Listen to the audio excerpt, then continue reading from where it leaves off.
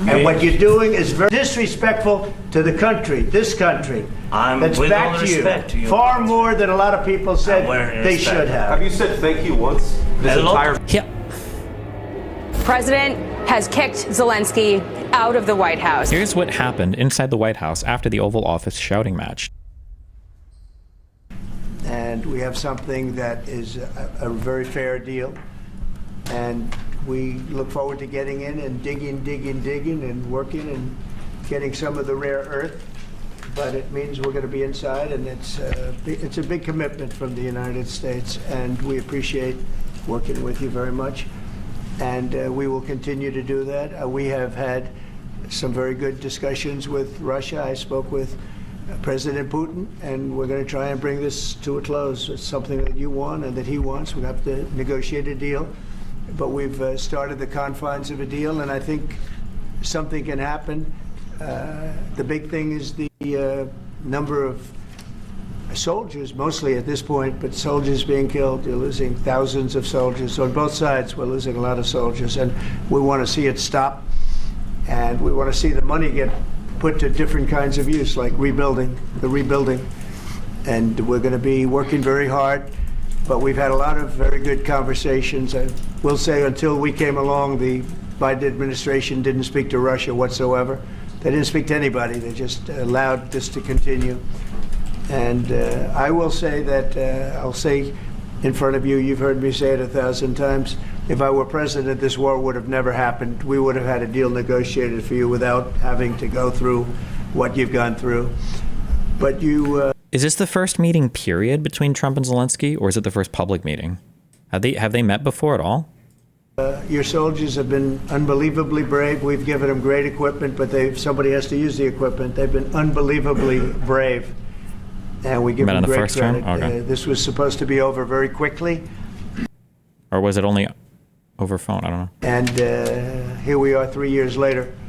So I give tremendous credit to your generals and your soldiers and yourself, in the sense that it's been very hard fighting, very tough fighting. They're great fighters, and you have to be very proud of them from that standpoint. But now we want to get it over with.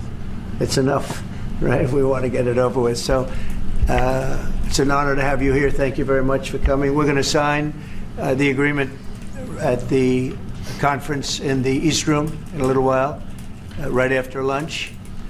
And we'll be having lunch together. We're also discussing some other things, and we appreciate everybody being here. It's somewhat of an exciting moment, but the really exciting moment is when they stop the shooting and we end up with a deal. And I think we're fairly close to getting that, and an honor to have you. And please, I'd like to say something. Yeah, thank you so much, Mr. President. Thank you for invitation, and really I hope that this first document will be first step to real security guarantees for Ukraine, our people, our children. I really count on it. And of course, we count that America will not stop support. Really, for us, it's very important to support and to continue it. I want to discuss it with details further during our conversation, and of course the infrastructure or security guarantees, because for today I understand what Europe is ready to do, and of course I want to discuss with you what United States will be ready to do. And I really count on your strong position to stop Putin. And you said that enough with the war. I think that is very important, Ben, to say these words to Putin at the very beginning of war, because he is a killer and terrorist. But I hope that together we can stop him. But for us, it's very important to, to save our country, our values, our freedom, and democracy, and of course, no compromises with the killer about our territories, but it will be later. And of course, what I wanted, we spoke about it by phone with you about the Hegseth right here. Drones production. We have very good drones production. I think the best one in the world for today because of the war. Drones production? We have very good drones production. I think the best one in the world for today because of the war. Yes, and of course we need very much the air defense. You have the best air defense in the world, and really you helped us under attacks of Russians. And I want to speak how we can exchange the licenses. We're open to share the licenses of all our drones with you, of course, with the United States. And we need licenses for quick production of air defense. Even after the war, we need our nation to be calm, that we are secure. So that's why we need this air shield. And of course, about this, I want to speak about the contingents. I think that France and UK already spoke to you, and we know that Europe is ready, but without the United States, they will not be ready to be as strong as we need. And the last point, last not least, about exchange, about our people and children. And you know that this crazy Russian, that they stolen 20,000 of children, Ukrainian children. They changed their names, they changed their, their families, relatives. I think that's one of the. I don't know if there are two cases or just one, but I think that's cited on the case that Ukraine has against Russia for the genocide stuff. Is that abduction of children thing? Now they're in Russia. We want to bring them back, and really, it's a big dream, task, and goal for me, and our warriors. By the way, Mr. President, we exchanged, released more than 4,000 warriors from Russian prison, but there are thousands more in the prison. I wanted to share with you some images. How it's you have just can I now? Yeah, please. 1 minute. I just you to understand in what circumstances, in what situation they are, and what the attitude of Russia to our prisoners. That guys, just you before and after. And you see before and after, just you to understand. Now thousands of such guys, ladies and men, there, and that, so they don't eat, they beat them, and they, so they do a lot of bad things. So out of, even during the war, there are rules. Everybody knows there are rules during the war. So these guys, they don't have any rules. You see that 50, 60 kilograms left, and a lot of such things. And I didn't want to show you what the changes with images of children, because I will share with you. I mean, it's looking tragic. Yep, it's tough stuff. I wanted very much to give you, and you see it. Yeah. This is pastor, by the way. They stolen pastors because it's not Russian church. They stolen pastors and moved pastors to the prison. We, at the end of last year, we brought 3 pastors, and we could exchange them. And this is pastor, you see. Yeah, it's tough. Yeah, so I mean, this I wanted to show you, and this. So thank you very much. We want to get that ended, right? Yeah, of course, we And I will. think we Why is he talking to him like he's a fucking retarded child? will. I think we will. And We have to, of course. do you have any questions, please? Mr. President, Mr. President. Thank you, Mr. President. With how much money is the U.S. going to put into the fund that is being created today, and how does this provide long-term security for Ukraine? Well, we don't know exactly how much, because we're going to be putting some money in a fund that we're going to get from the raw earth that we're going to be taking and sharing in terms of revenue. So it's going to be a lot of money will be made from the sale and from the use of raw earth. And as you know, our country doesn't have much raw earth. We have a lot of oil and gas, but we don't have a lot of the raw earth. I hate the way that he, like, how do we do on cyber? Like, we have a strong cyber, and like, yeah, we don't have much, we don't have the raw earth, but we're looking for a raw earth. Like, I hate him. I hate everything about him. I do hate everything about him. We have a lot of oil and gas, but we don't have a lot of the raw earth. And what we do have is protected by the environmentalists, but that can be unprotected, but still it's not very much. They have among the best in the world in terms of raw earth. So we're going to be using that, using it for all of the things we do, including AI and including weapons and the military, and it's really going to very much satisfy our needs. So it's something that just worked out really well. We have a lot of oil, we have a lot of gas, we have a lot, but we don't have raw earth. So this has just about every component of the raw earth that we need for computers, for all of the things we do. This puts us in great shape. It's I don't know what else to say. I've made the same complaint a lot, that it used to be that you would listen to conservative talk radio, conservative media to try to get like, okay, well, these are our thought leaders, okay, and we have to copy them. But now listening to conservative media and then even listening to the president, it feels like you're listening to a Twitter conservative or less. Like it's just like propaganda, sloganeering, talking points with no actual intelligence or brain power behind anything being said. This puts us in great shape. And the long-term security for Ukraine, how does this provide? I think they're going to have great luck. I think once we make the agreement, that's going to be 95% of it. They're not going to go back to fighting. I've spoken with President Putin, and I feel very... What's raw earth? I think he's referring to... Wait, is it even raw earth or is it rare earth minerals? I think is what he's referring to. Things like, what is it, like lithium or whatever, or just like the things that exist in low amounts across the planet. I think it's rare earth minerals. I don't know why it's, yeah. Strong. I've known them for a long time, and I feel very strongly that they're very serious about it, and we'll make a deal. And when the deal is made, I don't think, we talk about security. Everyone's talking about the other day, all they talked about was security. I said, let me make the deal first. I have to make the deal first. I don't worry about security right now. We have to have a deal, because right now, last week, 2,000 soldiers died on both sides. 2,000, and they're losing. Like, the soldiers aren't dying because they want to surrender even faster. Like, if you make a deal that's just them surrendering with no security guarantees, we all understand what security guarantees means, right? Like, Ukraine wants it. Okay, just a real quick thing. When the Soviet Union collapsed in '91, Ukraine was kind of an important part of that Soviet empire for military reasons, but also because they had, I think, most of the Soviet Union's nuclear arsenal. I believe most of it was kept in Ukraine. So after the Soviet Union falls, all of the Soviet satellites declare their independence because nobody likes being controlled by fucking the Russian Empire. Ukraine, Kazakhstan, and Belarus each signed these agreements in 1994, where they say, okay, we're going to give Russia back all of their nuclear weapons, but you can't fuck with us or attack us or do anything bad, okay, just because we gave you your nuclear weapons back, okay? These are the three Budapest memorandums that were signed.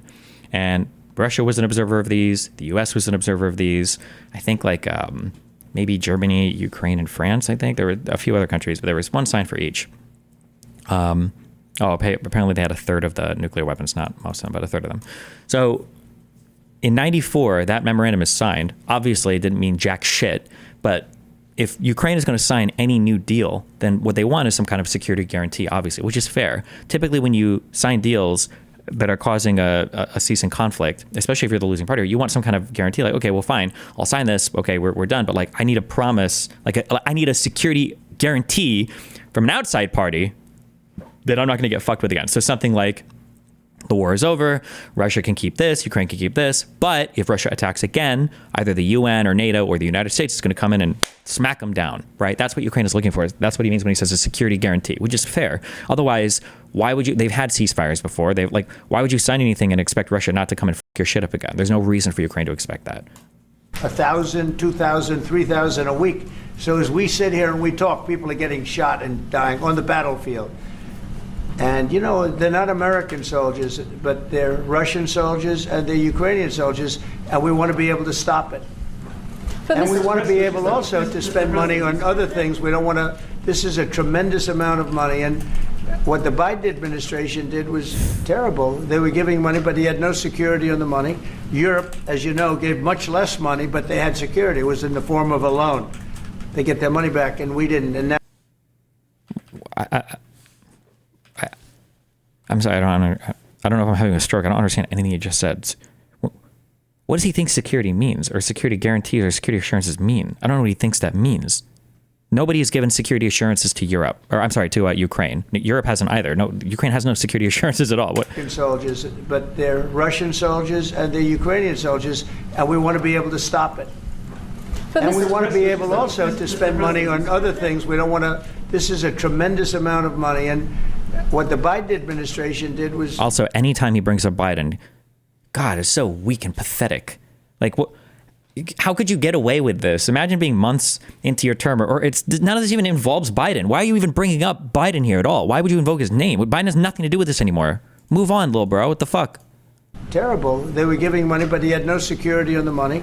Europe, as you know, gave much less money, but they had security. It was in the form of a loan. Well, I don't know what he means by that. What is he? There's security on the European loans, but there was no security on the U.S. money. This is retarded. Nothing here is. They get their money back, and we didn't. And now, at least we're protected because the American taxpayer has to be protected too. Like, but the U.S. gave money in the form of loans as well, I'm pretty sure, right? Like, it wasn't. I think most of the money we gave was in the form of guaranteed loans. Fuck. Breakdown of U.S. spending in Ukraine. Because a lot of the times when we make money available to people, it's not just like giving it to them for free. It's literally in the form of loans. So the U.S. has provided $20 billion as part of the initiative, and it sounds like this is in the form of a loan, right? So I think most of the cash we've given, like the actual like money, I think has been in the form of guaranteed loans, I believe. But okay, not that I would expect Trump to know any facts about literally anything, but this is an incredible agreement for Ukraine because we have a big investment in their country now, and what they have, very few people have. And we're able to really go forward with very, very high-tech things and many other things, including weaponry that we're going to use in many locations, but that we need for our country. Mr. President. This allows us to do this. But Mr. President, Will you continue? Yeah, sorry. Sending military aid? Yes, go ahead, please. If I can just yes. In the document, there is one of the. what was the question? Will you continue? Sorry. Sending military aid? Yes, go Oh, ahead, okay. please. We're sending military aid. If I can just yes. In the document, there is one of the very important points. If we speak about business and investment, we never had LNG terminals in Ukraine. This document will open. I mean, the next document, but anyway. LNG terminals is, I think, liquefied natural gas. So he's talking about resource extraction. Here we see in the framework, we see a really good will for this. LNG terminals for us is very important, and I think for security of European continent. We have the biggest storage, gas storage. We have the biggest in Europe. Yes, and we can use it. Use it for LNG. Use it for LNG, and we will do it. And really, we can help Europe because Europe really helped. President Trump said that they made less support, but they have our friends and they are our very supportive partners. They really gave a lot, Mr. President. They did. Really, they did. They gave a lot, but they gave much less. No. Why is he repeating this? I can't tell. Stupid, propaganda, malicious, old. He's just forgetting. Like. No. No. Don't argue. No. Okay. Okay. but Mr. President, Okay. but Mr. No. But they gave much less. No. Much less. No. No. Don't argue. No. Like, in a way, these interactions are funny, but in another way, these interactions are like really sad and fucked up. One thing that I don't like about the internet media of everything now, that everything is like part of kind of like these social media landscapes, is that everything is kind of like for entertainment first, and it's kind of like all funny and jokes or whatever. Like I said, I think that over 50% of the reason why Trump won the election twice, especially the first time, mainly the first time, is because he's just a funny dude. And being funny is an actual life hack for almost any situation in your entire life. If you can make people laugh, you're on top of the world. But the actual substance of this conversation is incredibly dark. This is not funny stuff. Like, the U.S. president is just lying about the amount of aid made available to Ukraine, who is suffering because of the United States' reluctance to participate in helping to, I guess, like shore up their offensive, defensive weaknesses and financially. And it's just like a joke. And like, I don't know, man. This is like it's not cool, not good. Okay. Okay. But Mr. President, Yeah, please. Mr. President Trump, you have repeatedly called the deal with Ukraine as a historical one. And as a president of the United States, you make historical decisions in other issues. which affect America and other world.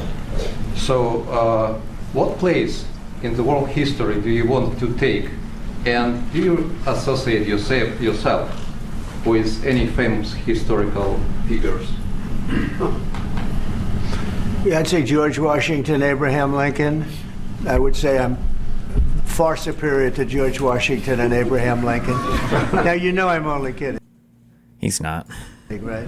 Because when I say that, the fake news is going to go wild. They're going to say he considers himself to be better than Washington. But you never know.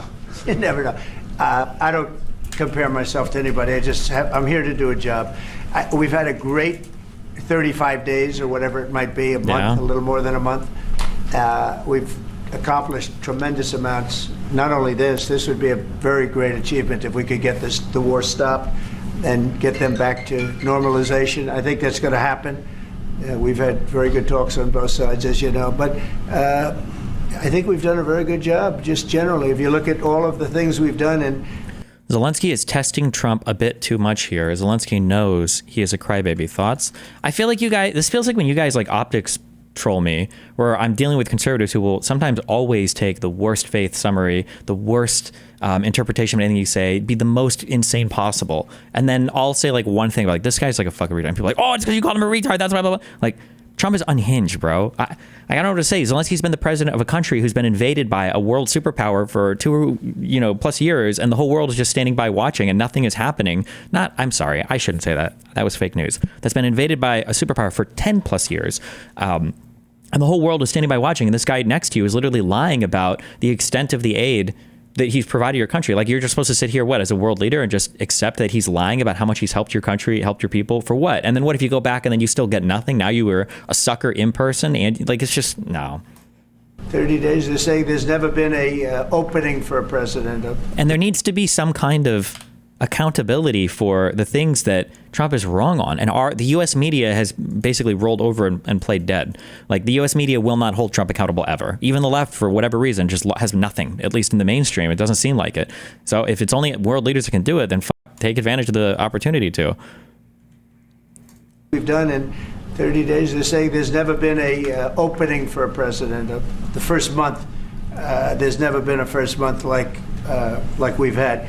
And this is one of the very important things. This, to me, is one of the most important things, because we have tremendous death taking place as we speak. And I don't want to have that. You know, think of the parents, whether they're in Russia or Ukraine, think of the parents of all these people being killed needlessly. They came to our territory. Should have never started and killed. What did Zelensky? Needlessly. They came to our territory. Oh, they came to our territory.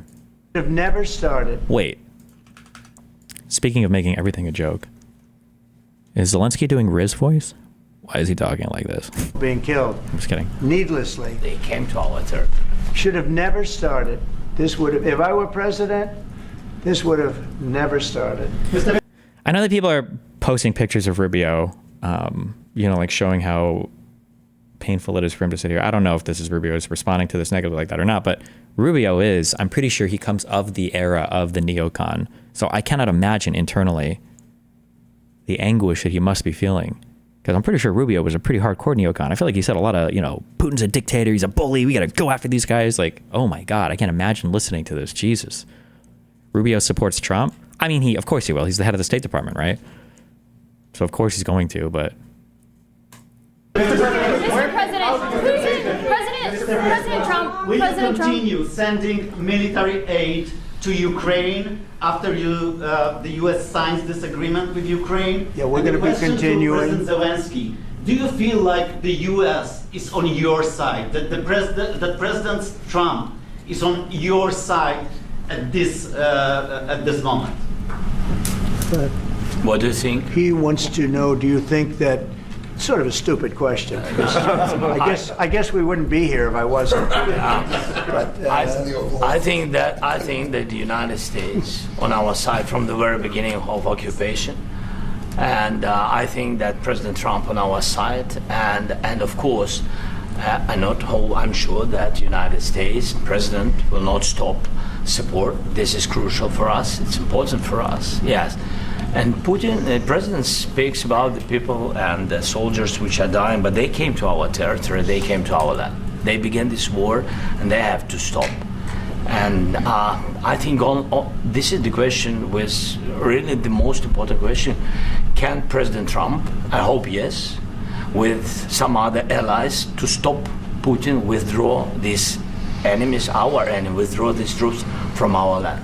And I think that you asked about the history, I think that if President, or when, he will stop Putin, if President Trump will bring peace to our country, I think he will be on this wall. We've had very, very good talks. Mr. President. Very good talks. To Ukraine. President Zelensky just said that there'd be no compromises with Vladimir Putin. I just wanted to ask both of you. Firstly, are there compromises that you think that President Zelensky is going to have to make? And President Zelensky, is there anything that you think that you may be able to offer or bring to the table? For example, elections. Thank you. I think you're going to have to always make compromises. You can't do any deals without compromises. So certainly. Have I given fuck? This is why I hate covering politics right now. I feel like I'm just repeating myself. Do we have a name for this when you speak a lot but you don't say anything of substance ever? Like some people when they speak, it's like, wow, that's a high density of information and concepts and okay, geez. And then there are people, Elon Musk does this a ton, and Trump can only do this. But when they speak, they just say nothing. Can you tell us about your deal with Russia? Oh, we want Russia to make XYZ concessions. We want Ukraine to make XYZ concessions. And this is what we think the arrangement is going to look like going forward. Oh, that's what I just said there was a very simple, very high density statement with lots of valuable information. You know, to Trump, what are you guys going to do? You know, what's the deal like? Any deal you do has to be both sides make sacrifices, and that's nobody knows what it's. They're gonna. Everybody should feel bad a little bit when you make a strong deal, and it's like, what the fuck did you just say? Why did you even answer that question? You're not even saying anything. The fuck? You're going to have to always make compromises. You can't do any deals without compromises. So certainly he's going to have to make some compromises. But like what? How did we ever make fun of Kamala speaking or Biden speaking? Like for any good deal, you got to make compromises. So there have to be compromises, and yeah, he's going to have to compromise. Okay, thanks, Chief, Commander-in-Chief. Table, for example, elections. Thank you. I think you're going to have to always make compromises. You can't do any deals without compromises. So certainly he's going to have to make some compromises, but hopefully they won't be as big as some people think you're going to have to make. That's all. Like what did we just say? Oh, it's all we can do. I'm here as an arbitrator. Also, excuse me, you expanded asshole cuck. It's all we can do? No offense, but we're not fucking France, okay? We're not fucking Greece. We're not fucking Tunisia. We're not fucking Sri Lanka. What do you mean that's all we can do? We're the United States of America. There's a whole lot we can do. What do you mean that's all we can do? Why would you talk about your own country like such a fucking cuckold? That's all we can do is hope for the best? What do you mean? We're the United States. What? People think you're going to have to make. I wasn't picking out on those countries in particular. Okay, so. That's all. It's all we can do. I'm here as an arbitrator, as a mediator to a certain extent between two parties that have been very hostile, to put it mildly. A mediator between two parties? I thought that there was no party for Ukraine in Riyadh, though. I thought that Zelensky wasn't invited to those talks in Saudi Arabia. So what are the two parties that we're negotiating between? They've been very hostile. There's been a vicious war. There's been a vicious war. You know, it's a very level battlefield, and those bullets go out, and as I've said many times... Oh my God, the best thing to absorb the bullets is the only thing that can absorb a bullet is a body. Why? God, these... About it with Pete. Many times the only thing stopping those bullets is a human body. And in the case we're talking about, generally young human bodies are stopping a lot of bullets. It's dead level. That's why it's great farmland. It's great. Ooh, that is true. That's a good word. Bloviating, right? Bloviate. That's a good word. Bloviating. Yes. Land. It's great farmland, but there's very little protection against the bullets that are being, and other things that are being shot. So all I can do is see if I can get everybody at the table and get an agreement. And I think we're going to end up with an agreement. Otherwise, I wouldn't probably be even here today. Will President President Putin have to make compromises? Mr. President, I've got two questions for you. You think ultimately your legacy will be the peacemaker and not the president that led this country into another war and ended foreign wars? And I've got a question. I hope it will. I mean, I hope I'm going to be remembered as a peacemaker. This would be a great thing if we could do this. I'm doing this to save lives more than anything else. Second is to save a lot of money, but I consider that to be far less important. So I hope I'm going to thank you, Brian, for that question. It was nice. I'm doing this to save lives more than anything else. Second is to save a lot of money, but I consider that to be far less important. So I hope I'm going to thank you, Brian, for that question. It was a nice. It's just like I don't know why I bother talking about any of this shit. Fuck, I'm so triggered. I'm so doomer. This is not why wars start to stop. You don't stop a war just to save lives. Nobody fights wars just to kill lives. It's such a childish way of looking at conflict. We need to stop this immediately, guys. We got to save lives. Like how many people died in that on the Normandy on that day? How many soldiers died? Like would Trump have been saying 4 to 10,000, maybe 4 to 15,000 on both sides. Like, would Trump be? And I know I'm pretty sure there are individual days of fighting here that were way worse, especially on the Soviet side. But like, would Trump be the guy saying, "Well, there's going to be a lot of lives lost. There's going to be a lot of bodies absorbing bullets. Like, we can't send our young men to die like this." Like, it's just such a childlike way of viewing conflict. Question. I hope I'll be known and recognized as a peacemaker. This would be a great thing to solve. This is a very dangerous situation. You know, this could lead to a third world war. This was headed in the wrong direction. If this election were lost. And then like the whole appeasement thing, like not to draw analogies to Hitler, but we tried this, right? This could lead to a war, so we better just keep giving him territory. Like this could lead to a war, so we better just keep giving stuff over. Like this doesn't work. Nobody comes away from these deals satisfied and they're like, oh, okay, cool. Thanks for the little bit of appeasement. I'm going to stop now. It doesn't work interpersonally. If you know somebody who's like abusive or evil, and you're like, okay, well, I'll just like make concessions to them and then they'll stop. It doesn't work on a corporate level. When you're signing business contracts and stuff, you're like, okay, I'll just give them a bunch of stuff, you know, and I hope that maybe in the future they'll treat me well. It doesn't work on a country level, right? It's just. This was headed in the wrong direction. If this election were lost, if we didn't win this election, and we won it by a lot, that was a mandate. We won every swing. You didn't win it by a lot, though. That's not true. You won it electoral college-wise by about 200 to 250,000 votes, and then population-wise, it was it wasn't even a majority of the vote. Was it about 1 to 1.5%? State, we won the popular vote by millions and millions of votes. We won everything. The districts, you look at the areas of red, take a look at a map. This was a big mandate. And like no one is talking, why are you bringing this up, little bro? No one gives a fuck about the electoral maps that you jerk off on every single fucking night. Holy shit. This was one of the things I said, we're going to get this thing settled. If we didn't win, I think this could. Why is Rubio sitting like that? Usually you're behind closed doors and not on camera. It's really embarrassing on camera. But when all of your principles are leaving your body, it's a very uncomfortable experience sometimes. Your soul is being extracted in small pieces. And usually you would do this in a dark room on your own while you meditate and come to accept how much of a compromised, spineless fuck you are. But he has to do it here on TV in public. Could have very well ended up in a third world war, and that would not have been a good situation. What was your second question? And my second question for President Zelensky. Oh, also, I think I was told this just when I bought my suits, but I don't know the rules. I think you're supposed to unbutton your jacket when you sit as well. I don't think you're supposed to with the button, unless there's a reason why for these types of suits. That's not the case, man. That would not have been a good situation. What was your second question? And my second question for President Zelensky. Why don't you wear a suit? Why don't you wear a suit? You're at the highest level in this country's office, and you refuse to wear a suit. Just want to see if you do you own a suit? Yeah. What?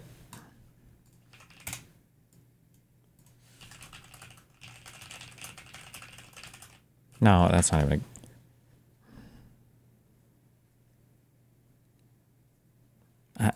Okay. I don't want to say anything. Fuck. I want to get banned from YouTube. Yeah, problems. This is Marjorie Taylor Greene's husband. Yeah. Does Musk own a suit? Has he ever worn a suit in his entire life? Somebody said in chat you were supposed to unbutton the lowest button. Okay. Wait, do you button the lowest button on a conventional suit jacket? I don't know. A lot of Americans have problems with you not Really? respecting I don't the have dignity of this such. office. I will wear a costume after this war will finish. Okay. Yes, maybe one. Maybe something like this. something like Yes, yours. sir. Yes. That'd be great. Maybe something better. I don't know. We will see. Hold on. Also, I just want you to, okay.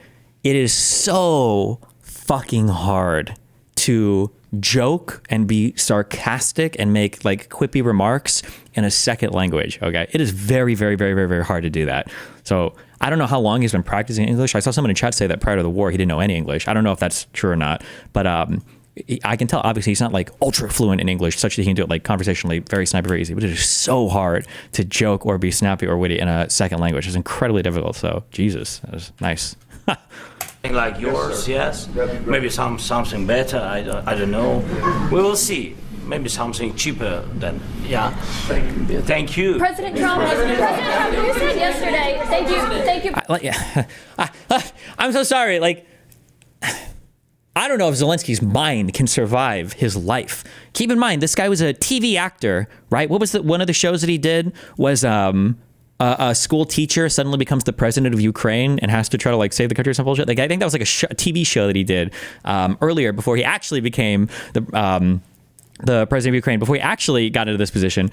And to go from existing in a country where you are in active combat, where people are trying to airlift you out of the country, like you need to escape, and he's like, I just need more ammunition. Like, we're going to fight Russia, okay, a huge country, from Ukraine, which has had a ton of issues over the past couple of days, right? He has to go through all of this, and then he comes to the United States, and he's got these loser, degenerate, inbred, disgusting, anti-American, treasonous, fucking, dating, crazy, reptilian, lizard, insane, QAnon-believing, probably believes QAnon himself, fucking losers, asking him about his clothing. Like, holy fuck. I don't know. I wouldn't be able to. My mind would shatter into a million pieces right here. There's no shot I would survive this interaction. If I was Zelensky, this would be the most danger that he's ever been in, of just completely having...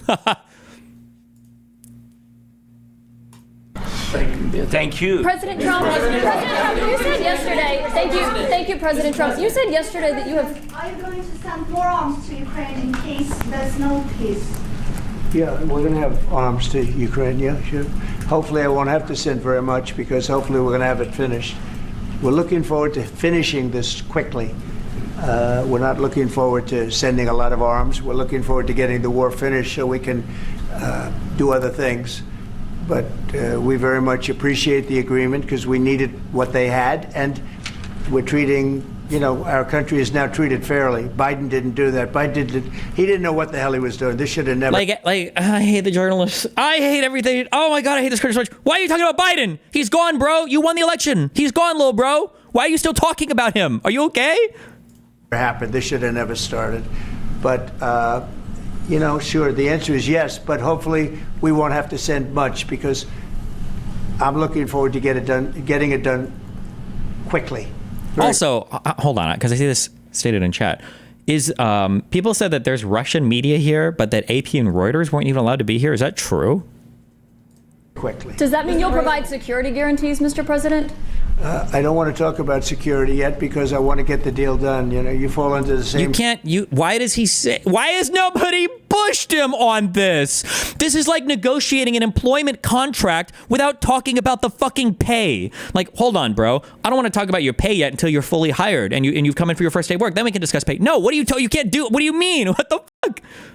A Russian state media reporter gained entry to the Oval Office for the Trump-Zelensky sit-down. A member of Russia's state-owned news agency gained access to the Oval Office on Friday to cover President Trump's sit-down with Ukrainian President Volodymyr Zelensky, even as the AP and Reuters were barred from the high-level meeting. It sounds like they snuck in at least, I guess, but... Or that's what chat is saying. Trap like everybody else. A million times you said over and over, I want to get the deal done. Security is so easy. That's about 2% of the problem. I'm not worried about security. I'm worried about getting the deal done. The security is the easy yeah, is it? part. Security is very nice. Everybody stopped shooting. And now will Europe put people there? I know France is going to. I know the UK is going to. I know other countries are going to, and they happen to be right next door.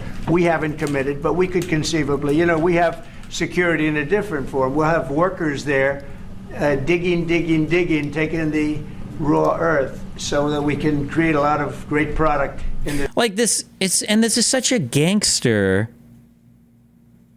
disgusting, exploitative approach. Like, what the fuck?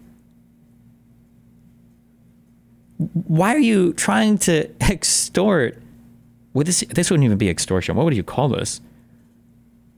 Like, a guy's getting fucked up and you go on the street, you find him, you're like, hey, bro, hold on, I know you're getting your ass whipped right now, but if you give me your wallet and I can keep everything inside, I'll try to get the other dude to stop hitting you. It's like, what the fuck? Protection racket? Like, Jesus, bro.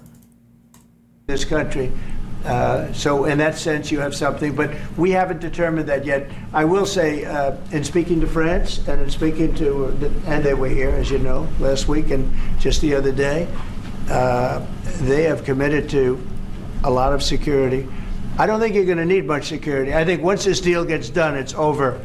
Russia's not going to want to go back, and nobody's going to want to go back. Yeah, because they've already gotten every possible fucking thing they want.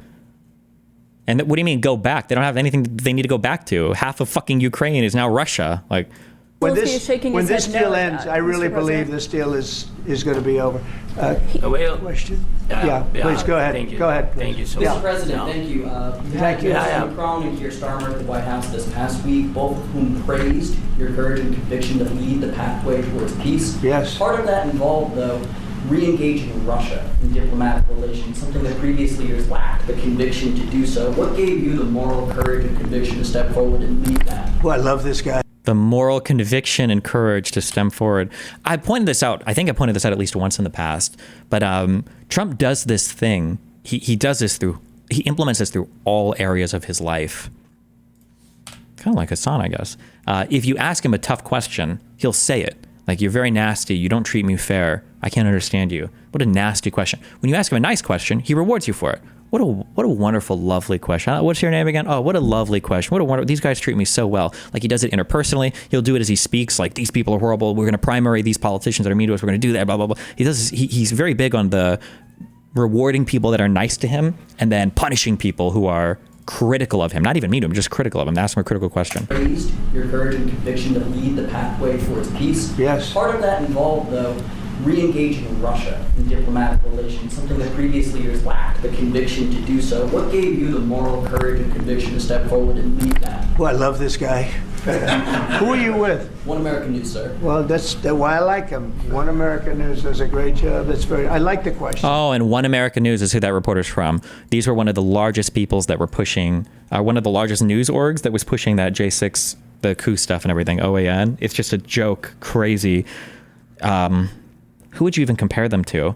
I would say they're worse than Breitbart, but I haven't read anything on Breitbart recently, but because I feel like it's like the Daily Wire, and then Breitbart is to the right of the Daily Wire, but they still are trying to like write factual articles, I think, but OAN is just insane. OAN I would put closer to QAnon than I would to like the Daily Wire. That's how fucking out there. I think it's a very good question. It's a pathway to peace. It's a pathway to getting something solved.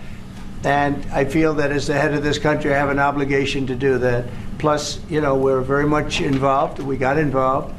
Newsmax is similar, yeah. Newsmax, OAN, InfoWars are kind of in the same basket, yeah. It's too bad we got involved because there should have been no involvement, because there should have been no war. And there shouldn't have been October 7th. That would have never happened. As you know, Iran was broke. They had no money to give to Hezbollah. They had no money to give to Hamas. They were stone cold broke. And then under Biden, they became rich as hell. They went from no money to $300 billion in a period of 4 years. And they gave a lot of that money away, and you see what happened. And that's a real mess also that we hope to be able to solve. But no, I appreciate your question very much. I feel I have an obligation to try and do something to stop the death. Mr. President, is it coordinated, organic, or accidental? I don't know how the conservative messaging ecosystem works, but we have observed before that like they're so good at being lockstep with each other. The conservative echo chamber is unstoppable. Like as soon as one person is messaging something, everybody has the exact same message immediately. I don't know how that works. If there's like a WhatsApp or Telegram group that all the big content creators are in, I doubt it's like that, but it is uncanny how crazy effective they are at all echoing the exact same talking points and the exact same message. Do something to stop the death. Mr. President, If I can answer. President Yes, if I Zelensky. can answer. Please, Sorry. go ahead. Please. Please. And I do like your clothing, by the way. Yeah, really? Even though I have to, I think he's a great guy, by the way. But I don't know if you two like each other, but you know what?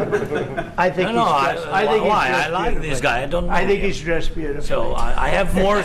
I have more serious things than answer on such Yes, question. that's a I will good- answer on more serious good question if I statement. can. Yes. Yeah. So please, about security guarantees and about just ceasefire. We can't just speak about ceasefire and speak and speak. It will not work. Just ceasefire will not never work because I'm like a president. I have this experience, and not only me. Ukraine before my presidency, from the 2014, Putin broken 25 times. 25 times he broken his own signature. 25 times he broken ceasefire. But he never broke to me. He never broke to No, me. you were the president. I don't know if Trump is aware that Russia has been fighting in Ukraine since 2014. I don't know if Trump even knows that. I don't think Trump knows that, because I'm pretty sure there were agreements that were even signed, I think, while Trump was president. And I don't even know if Trump is aware of anything happening, because Trump probably thinks that the first invasion happened a few years ago when they went in with the military. He has no idea about the Crimea shit and everything. Well, the president during never broke to me. in 2016, you've been the president, Mr. President. You've been the president, but he had, of course, not with you, but he had during those period. He had conversations with our side, and we had Normandy format. You know, the France, Germany, Ukraine, and Russia, and he broken 25 times. That's why we will never accept just ceasefire. It will not work without security guarantees. Obviously. Like, it's pathetic and so disgusting that Zelensky even has to fucking say that. He's like the only adult in the room. Obviously, a ceasefire doesn't work without security guarantees. It's fucking so stupid. No shit. That's such an it feels stupid to even say that. Like, it's so obvious. Security guarantees, maybe President is right about this document and other, but this document is not enough. Strong army is enough, because his soldiers afraid, Putin's soldiers afraid of our soldiers when we're strong enough. If we are not strong enough, if we are empty, if our storage is empty, we can't defend our land. Today, you know, he knows that we have all the world knows that we have meeting. Yes? Why? We will not accept ceasefire. So who's keeping this war going? I would say probably the antagonist in the war. Russia. What? He's using ballistic. Putin today using ballistic on our hospitals, schools, and it says ballistic. So he knows that we are here and that President Trump is really have goodwill to stop this war. And you hear now the president. So why he's using? So he doesn't want to stop. He doesn't want. But I hope that we will do it. Really, we'll do it. Security. When we speak about security guarantees, when the Europeans are ready for contingents, they need USA backstop. Yep. If there will not be United States, we will not never have any contingents, strong contingents from the Europeans, because they don't want to divide alliance connection between the United States and the main. Oh, wait. Hold on, wait. Let me hear that. He needs this for Europe as well. Let me hear it. They need USA backstop. Really, we'll do it. Security. When we speak about security guarantees, when the Europeans are ready for contingents, they need USA backstop.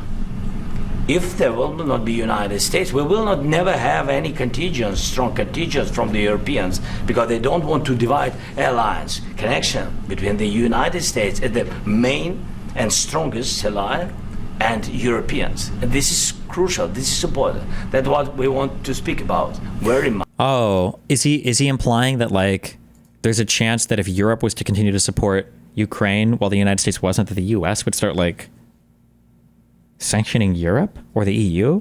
Is that something that we've spoken about, or? Much. This is very important. And air defense. So air defense, really, we have big deficit with all these systems, and we need to provide this. We need it very much. Otherwise, Putin will never stop, and will go further and further. He doesn't want. He hates us. You know, it's not about me. He hates Ukrainians. He thinks that we are not a nation. He thinks, and he shared these thoughts. I think maybe with your team also. I don't know, but with all the Europeans, in media, officially and not, he always said that there is no such country, such nation, such language, and such life like Ukrainian. No, he really doesn't respect all the Ukrainians, and he wants to destroy us. And you are right, Mr. President. That's 2%. This document, maybe other documents, it's a very good start, very good, but it will not enough to stop this person. Should Russia pay to rebuild Ukraine? Mr. President, under these... Should Russia pay to rebuild Ukraine? They have to pay. This is the rule. This is the rule of the war. This is the rule of the war. During all the centuries, all the history, this is the rule of the war. Who began, those pay. Do you agree, This President is the rule. Trump? Putin began this war. He has to pay all money for innovation. He has to pay. Of course, some Russian assets, what we have in Europe, about 300 billion. I honestly don't think the EU will support Ukraine without U.S. support. If the U.S. does not, it would put West Europe in a fragile state politically and economically. I think that it actually hurts to say this, but they started to realize it with Angela Merkel, although we kind of came back from oblivion with Biden, but now we're back to oblivion. I think Europe is probably starting to think that they need to separate themselves from the United States. If it was 10 years ago, like, would Europe act out of step with U.S. policy? I think that's unconscionable. I don't think that unconscionable. I don't think that Europe would do it for a variety of reasons. But now, especially after that unbelievable speech that Vance gave at that security conference, I think that the European countries are probably thinking more like, how do we get away from the United States? They probably don't want to do it because it's painful, but I mean, I guess it's like an addiction, kind of. Like if you're addicted to like alcohol, or if you're addicted to heroin, like the detox is really painful. It's excruciating, but you just can't keep doing it over and over again. And the United States is making it clear, at least under this administration, that we have no desire to work with Europe, or no desire to work with anybody in a positive, not self-serving way. So We can use them. We can use for innovation and buy military support from the United States also. We can do it, but it's not enough. It's not enough. I asked this question that you didn't like. Trilateral summit because Trump didn't answer that, even though that lady was asking him to over and over again. I wanted to know.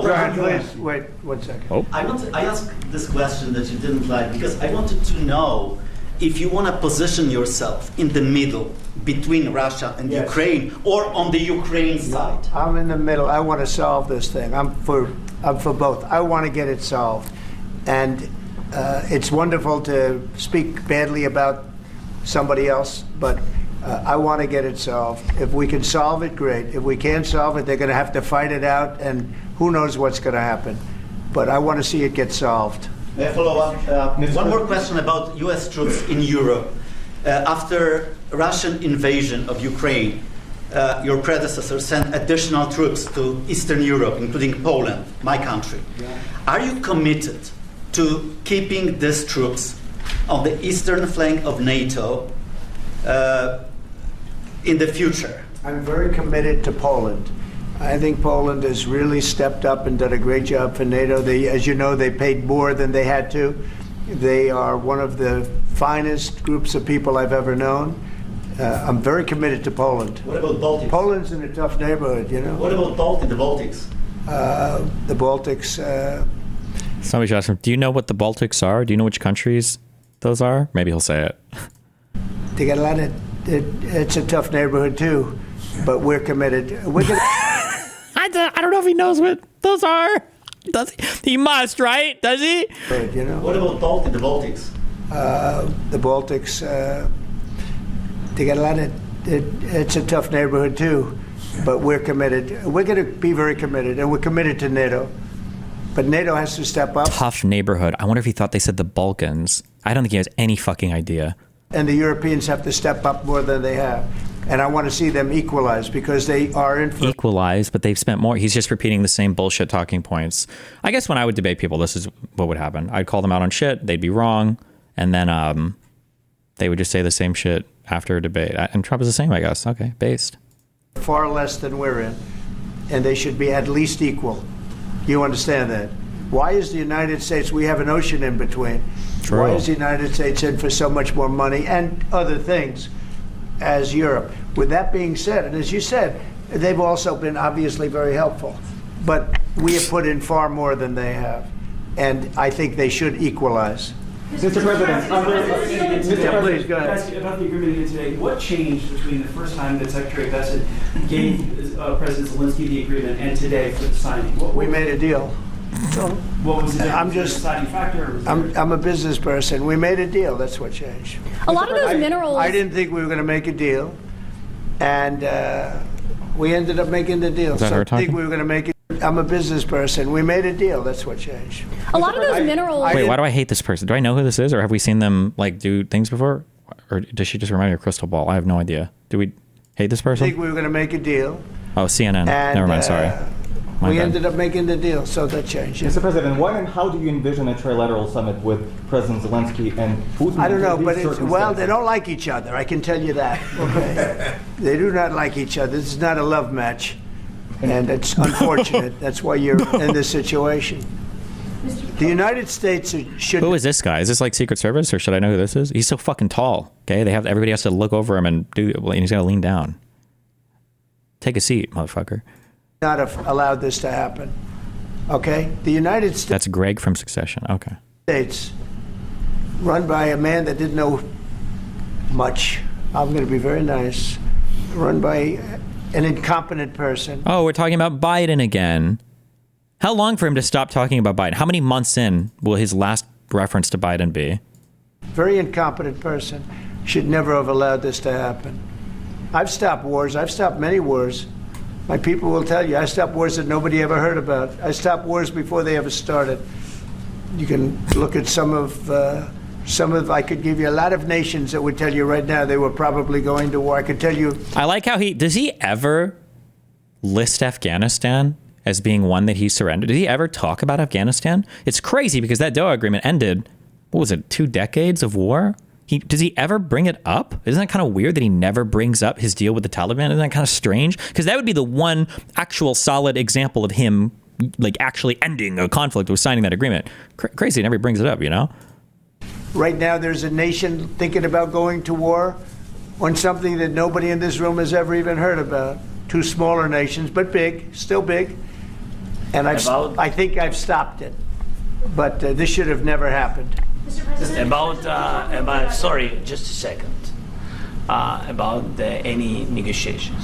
First of all, I want really to tell you, and I think that everybody understands that Ukraine, more than Ukrainians, nobody wants to stop this war.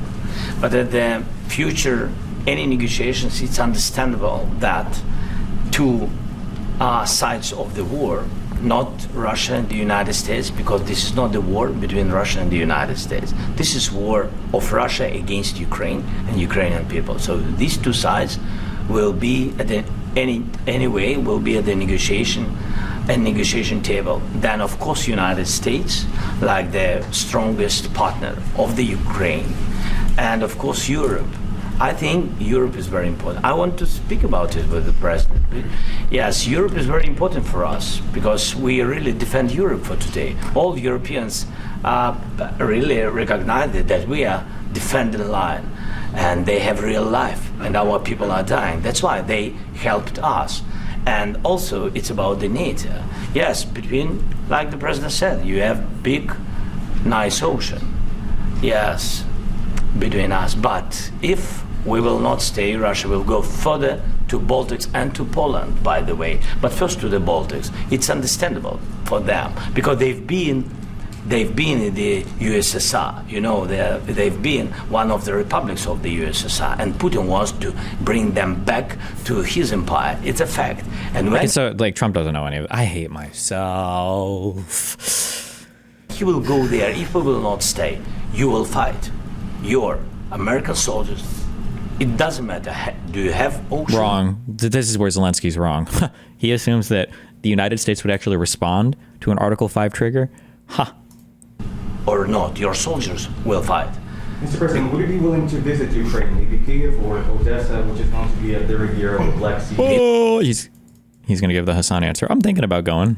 It was my question. I'm sorry. I don't want to talk about Odessa now. Let's not talk about Odessa. I want to talk about making a deal, getting peace. We don't have to talk about Odessa, but a lot of cities have been destroyed. There are a lot of cities that are... Oh, it's in rubble. Oh, thank God we found another dialogue tree to run down. It's been destroyed. It looks like, will he say that it looks like Gaza line? All these cities are flattened. I don't know how anybody's living there. Not recognizable. There's not a building standing. No. And a lot of things have Mr. President, you have to come and to look. No. We have very good cities. Yes, a lot of things have been destroyed, but mostly cities alive and people work and children go to school. Sometimes it's very difficult. Sometimes closer to front line, children have to go to under. He doesn't know where Odessa is. Odessa's in the west. No. That doesn't matter. Hold on. Oh my God, I'm so sorry. Okay. You guys are thinking way too complicatedly about where Odessa is. Trump literally thinks that every single Ukrainian city has been destroyed. In the east, west, south, north, central. He thinks every Ukrainian city is destroyed. That's what Trump is thinking. It's not that some are fucked up. He thinks that everything has been blown up in this country. He's fucking retarded. The ground schools or online, but we live. Ukraine is fighting and Ukraine lives. This is very important. And maybe it's Putin is sharing this information that he destroyed us. No, he lost 700,000 people, 700,000 soldiers. He lost everything. Yes. Sure. Mr. President, Mr. when did you last speak one more. On the minerals deal. Mr. President, when did you last speak with President Putin, and what did he say that A couple of days ago. And what did he tell you that gave you the assurance that he wanted peace? Well, that's what I do. My whole life is deals. I know pretty good. And I've known him for a long time. I've dealt with him for a long time. He had to suffer through the Russia hoax. You know, Russia was a hoax. Well, that's what I do days ago. And when did you last speak with President Putin? And How did Putin have to suffer through the Russia hoax?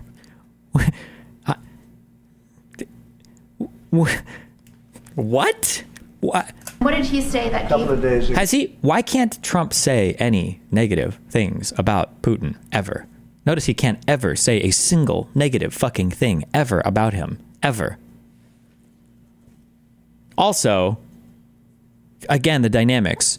When Trump says the Russia hoax, part of what he's referring to here is the actual fucking phone calls that him and his little lackey fuck loser Giuliani had with Zelensky and Zelensky's aides about trying to dig up bullshit about Hunter Biden. That's part of the Russia hoax, by the way. And what did he tell you that gave you the assurance that he wanted peace? Well, that's what I do. My whole life is deals. I know pretty good.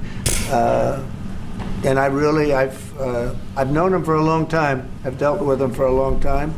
He had to suffer through the Russia hoax. You know, Russia was a hoax. It was all Biden. It was nothing to do with him. So he had to suffer through that, and he was able to do that. I think that he wants to make a deal, and he'd like to see it end. That's all I do. That's what I do. My whole life, that's what I do, is make deals. Like, if he wants to see it end, and he's the invader, then why doesn't he just, stop?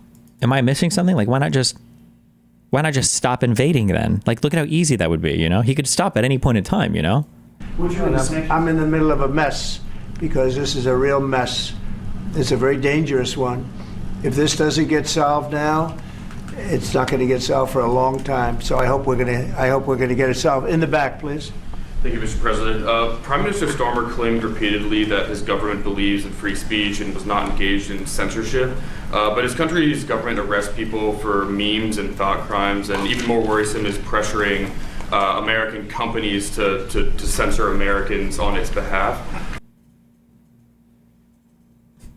What is this, an OAN reporter, or who is this fucking loser? This is our White House press corps now? Is just a bunch of crazy, fashy, far-right fucking losers here to make Trump feel better about himself? Okay. How can he be a reliable, trustworthy partner when he says things that are demonstrably false on such an important topic? Well, we actually spoke to him about that yesterday, and we thought they took it very, very much too far. JD was very strong on it. So was I. So was Marco. And we've been speaking to him about it. Marco, would you like to say something about it? We have concerns, obviously, with the conduct of those, particularly as it impacts Americans. And there's real concern that American speech, which is online, could fall into the hands of British or any country's jurisdiction. Really? Really? That's a significant... we're worried about that in America. We're worried about Britain issuing an arrest warrant for an American memer. Is that really that's a real pressing issue right now in the United States of America at a press conference about the war between Ukraine and Russia? We're worried about memes getting you arrested from the U.S. What, are we going to fucking extradite people to fucking Spain to go to meme court? And so this is a point the Vice President made at Munich, and I think is a very compelling one, that what unites us with Europe, as much as anything else, is these shared values, and one of them being free speech. And so if Americans are threatened by it, we're going to need to take action in that regard. JD? It's actually a very... Destiny, genuine question. Why does American free speech matter in our country? We aren't ruled by your constitution? You guys are just... I'm so sorry. Your questions are so dumb. When you say, why does American free speech matter in our country? We aren't ruled by your constitution. No American that brings up free speech has any fucking idea what that means or what our constitution is. Free speech to them is a nebulous, amorphous concept that means they should be able to say whatever they want anywhere in the world with no punishment from anybody ever. And the American concept of it, whatever that is, because they don't even know it, is the best in the world. And if anybody has any different thought whatsoever, then they're evil and horrible and fuck them. Okay, that's it. Okay, there is no real answer to your question. Americans are fucking retarded. The First Amendment people who don't have any idea what free speech means in this country, where the protections even extend to, what it even means, and then the fact that they, like, why are you guys locking people up for that? Like, the example I gave the other day is that there are, like, a country could have more freedom of speech than America, where, say, you can't sue somebody for anything they say ever, even if that includes like a violent threat, or even if that includes a like a defamatory statement or tort or whatever, right?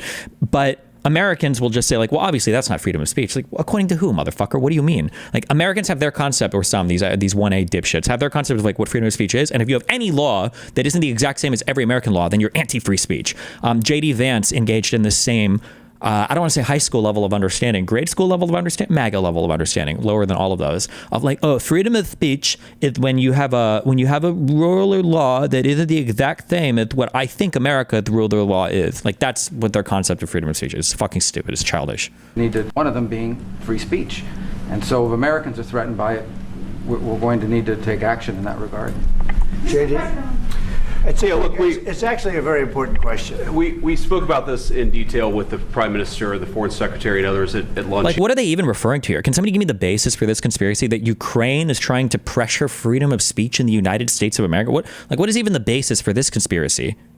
Because I like it, we all just like, we're assuming this is true, and now we're responding like, yeah, we've had to scold Zelensky because he's really coming down on freedom of speech in the United States of America. You know, he's really... They're just talking about Britain? Okay. Is Ukraine going after freedom of speech in Britain as well, or? We spoke about this in detail with the Prime Minister, the Foreign Secretary, and others at lunch yesterday. And I know that Secretary of Commerce Lutnick followed up in private meetings last night. This is really... Starmer and Vance had a clash here. And we don't, and that's absolutely...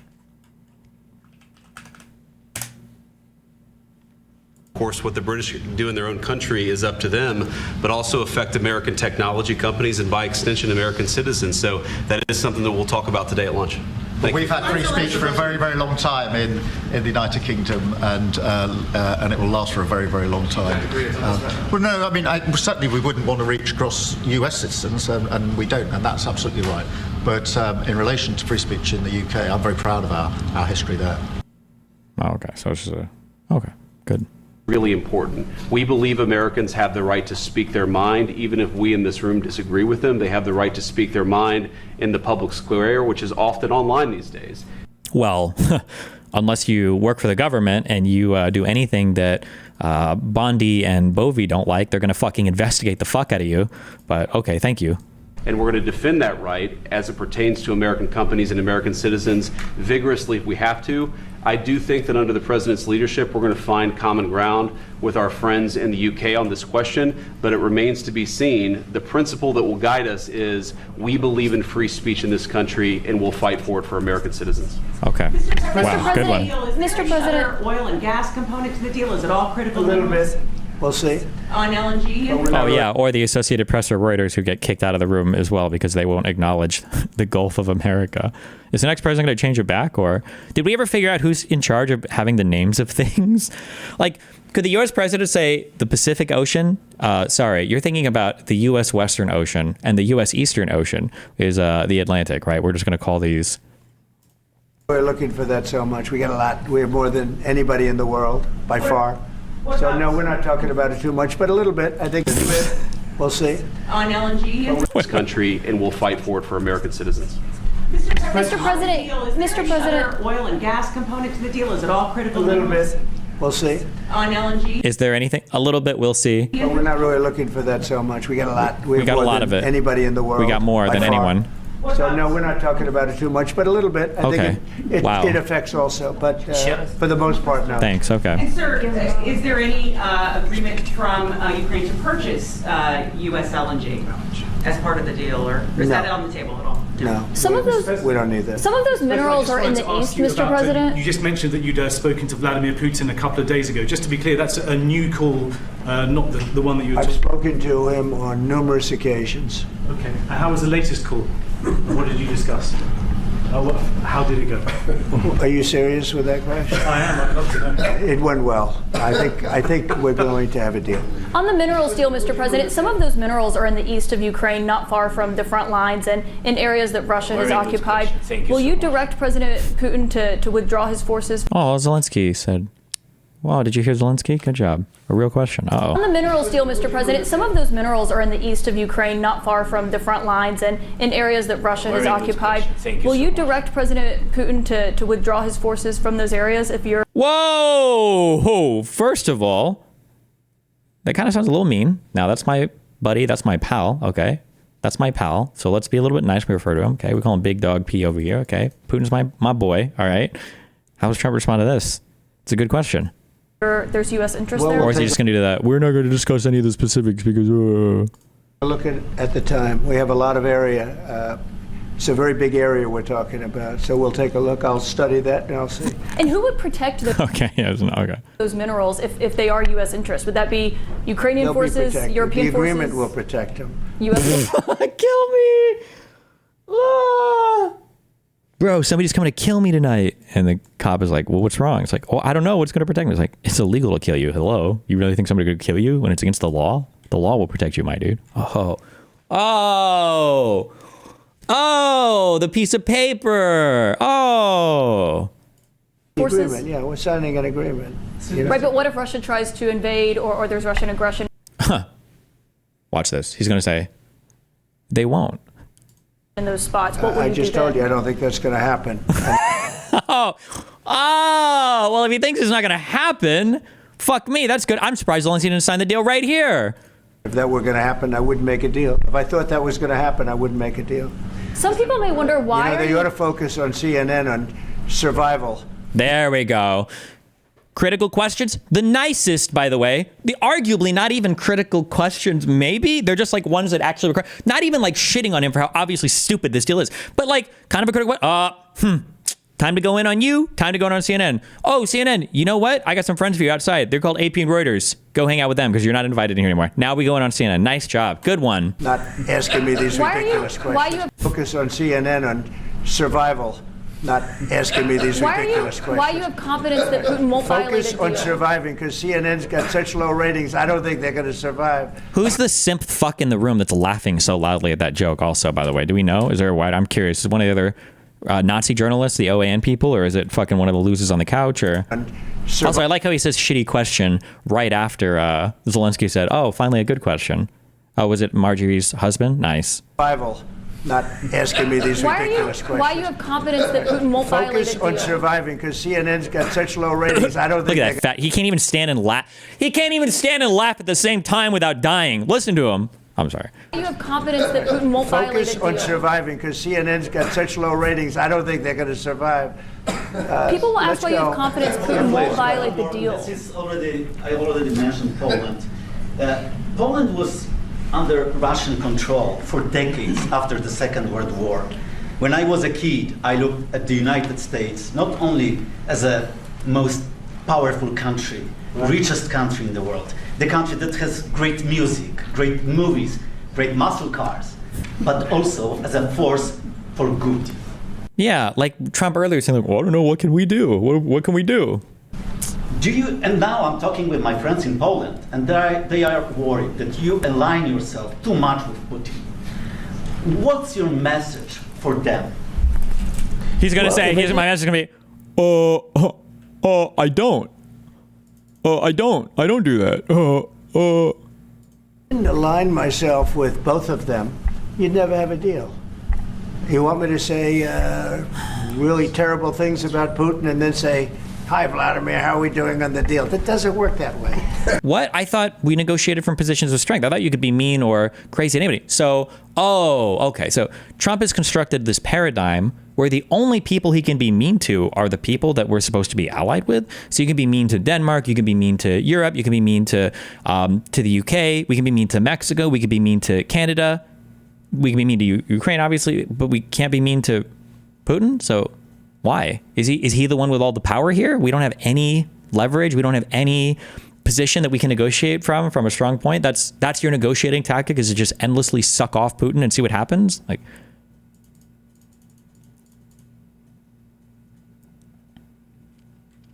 you can go join the Ukrainian army. Dr. Vree, I would probably never join the Ukrainian army. I would want to stay in the United States so that I can make myself available for the Canadian or Mexican army first.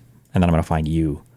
I'm not aligned with Putin. I'm not aligned with anybody. I'm aligned with the United States of America and for the good of the world. I'm aligned with the world, and I want to get this thing over with. You see the hatred he's got for Putin. It's very tough for me to make a deal with that kind of hate. He's got tremendous hatred, and I understand that, but I can tell you the other side isn't exactly in love with, him either. So it's not a question of alignment. I'm aligned with the world. Oh, he's aligned with the world. Oh, the protector of the realm. I understand. Oh, okay. Gotcha. I want to get the thing set. I'm aligned with Europe. I want to see if we can get this thing done. You want me to be tough? I could be tougher than any human being you've ever seen. I'd be so tough, but you're never going to get it. What is he fucking saying? He hasn't answered a single question with anything of substance whatsoever. Be tougher than any human being you've ever seen. I'd be so tough, but you're never going to get a deal that way. So that's the way it goes. All right, one more question. I want to respond to this. So look, for 4 years in the United States of America, we had a president who stood up at press conferences and talked. Oh, thank God. Thank you, Jay, for cutting in here to talk about Biden some more. That's exactly what I want to hear. Yes, more about Biden. Yes. For 4 years in the United States of America, we had a president who stood up at press conferences and talked tough about Vladimir Putin, and then Putin invaded Ukraine and destroyed a significant chunk of the country. The path to peace. What was happening for like 8 years before that? And the path to prosperity is maybe engaging in diplomacy. We tried the pathway of Joe Biden of thumping our chest and pretending that the President of the United States' words mattered more than the President of the United States' actions. What are the actions going to be? What are our actions? All we have are words. Trump is a man of only empty words. Like what are the actions? What makes America a good country is America engaging in diplomacy. That's what President Trump is doing. Can I ask you? Sure. Yeah? Yeah. Okay. So he occupied our parts, big parts of Ukraine, part of East and Crimea. In 2014, is he going to say it? So he occupied it on 2014. True. The war did not start with the big army invasion. The occupation happened after Yanukovych was ousted from the country.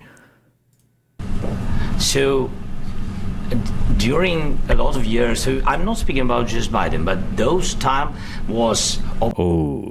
you were president for 4 years and you didn't do jack shit. He's not going to say that. Obama, then President Obama, then President Trump, then President Biden, now President Trump again. Trump, and God bless, now President Trump will stop him. But during 2014, nobody stopped him. He just occupied and took. He killed people. You know what the contact 2015. Why would you ever, why would you even, you don't know anything about this. Just shut the fuck up, little bro. Why are you even talking at the adult table right now?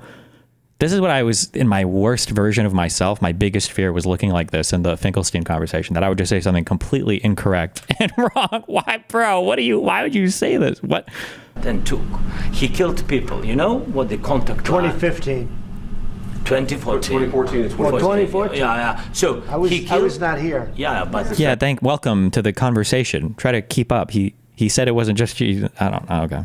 But, yes, but during 2014 till 2022, the situation the same. The people have been dying on the contact line. Nobody stopped him. You know that we had conversations with him, a lot of conversation, my bilateral conversation, and we signed with him, me, like a new president. In 2019, I signed with him the deal. I signed with him, Macron and Merkel, we signed ceasefire. Ceasefire, all of them told me that he will never go. We signed him with gas contract. Yes, but after that, he broken this ceasefire. He killed our people and he didn't exchange prisoners. Why did Zelensky say all of this?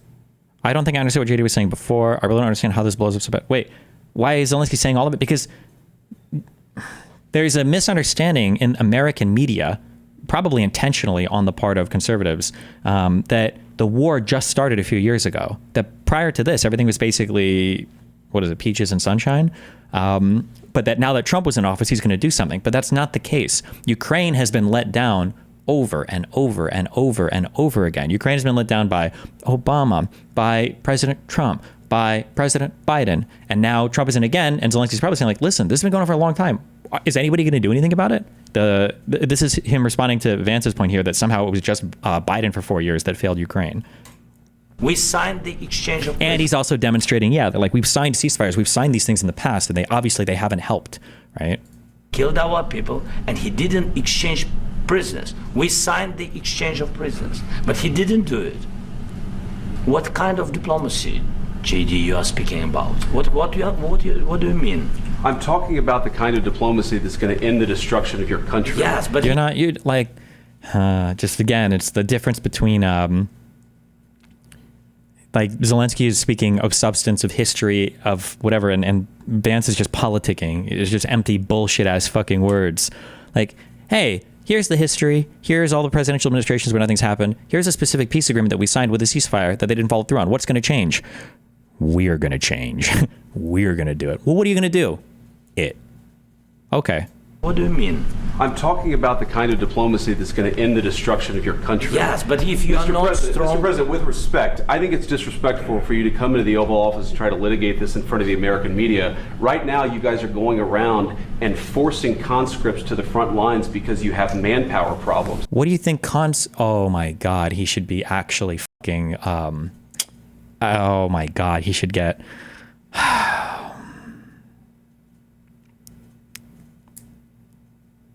Oh my God, it's such an unbelievably disgusting thing to say. They're being invaded by one of the largest superpowers on the planet. They've been fighting this war for 2 to 3 years, a war they were expected to lose in like 2 days, by the way. Also, conscription by definition is force, right? Like...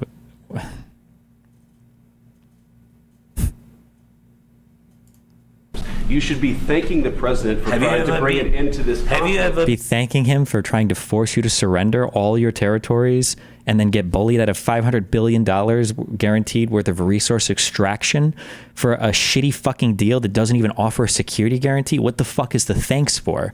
Zelensky owes about as much thanks as the Afghanistan government owed to the United States after Trump unilaterally signed over Afghanistan to the Taliban. Like, manpower problems. You should be thanking the president for trying to bring it into this conflict. Have you ever been to Ukraine that you say what problems we have?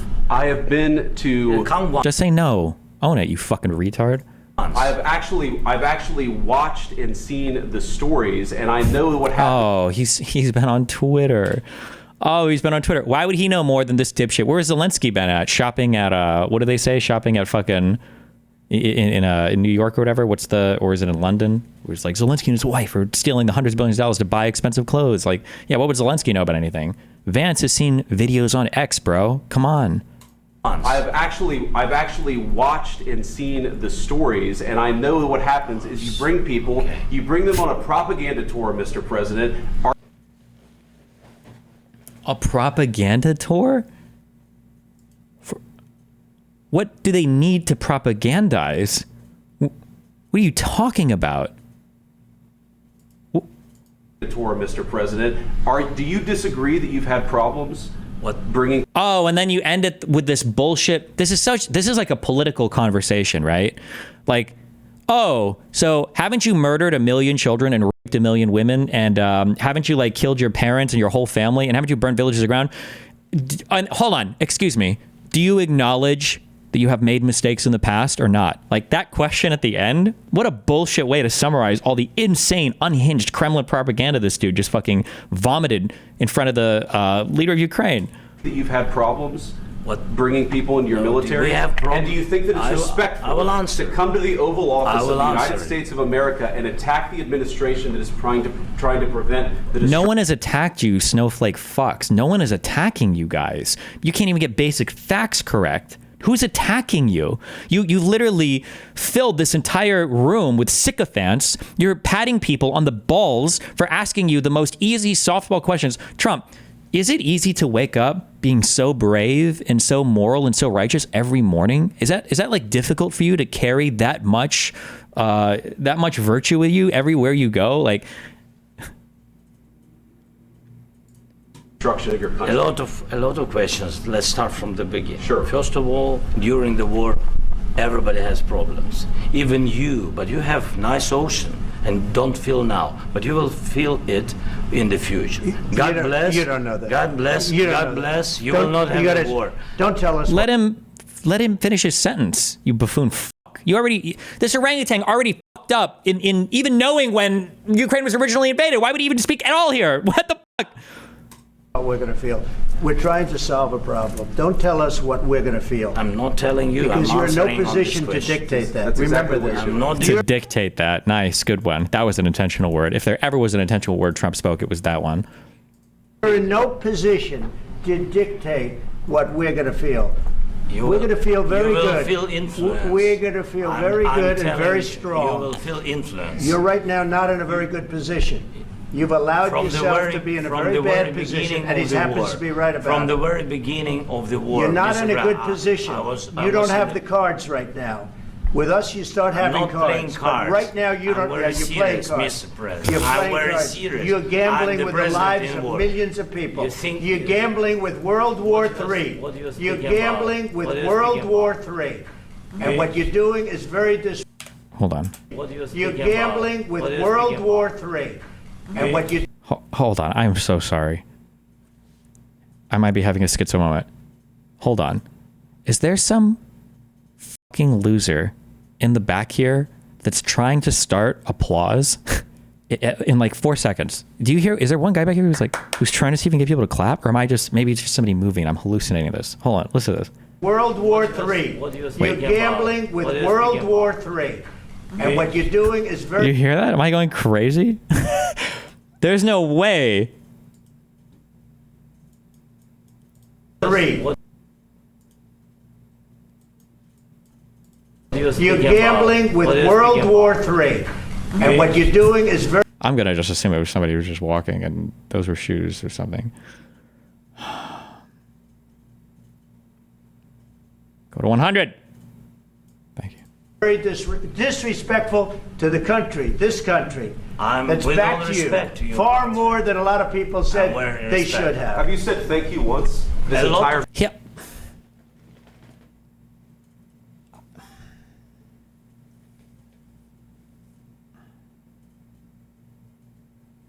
I'm getting baited. They're doing this just for me. This press conference was held just for me. I think Vance knows who I am. He's just trying to get me banned on YouTube. That's what's going on right now. I gotta resist, okay? I have to resist. Okay, I gotta resist. I gotta resist. I can resist. Okay, I'm not gonna say anything.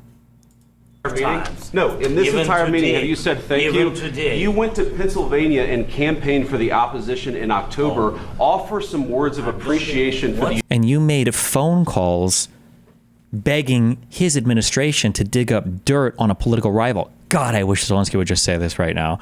Oh my God, he can't. Or who knows? Like. And campaigned for the opposition in October. Offer some words of appreciation for the United States of America and the president who's trying to save your country.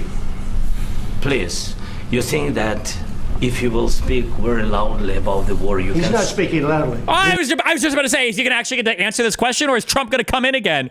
Oh my God. Are we serious right now? And this guy's ESL, English second language.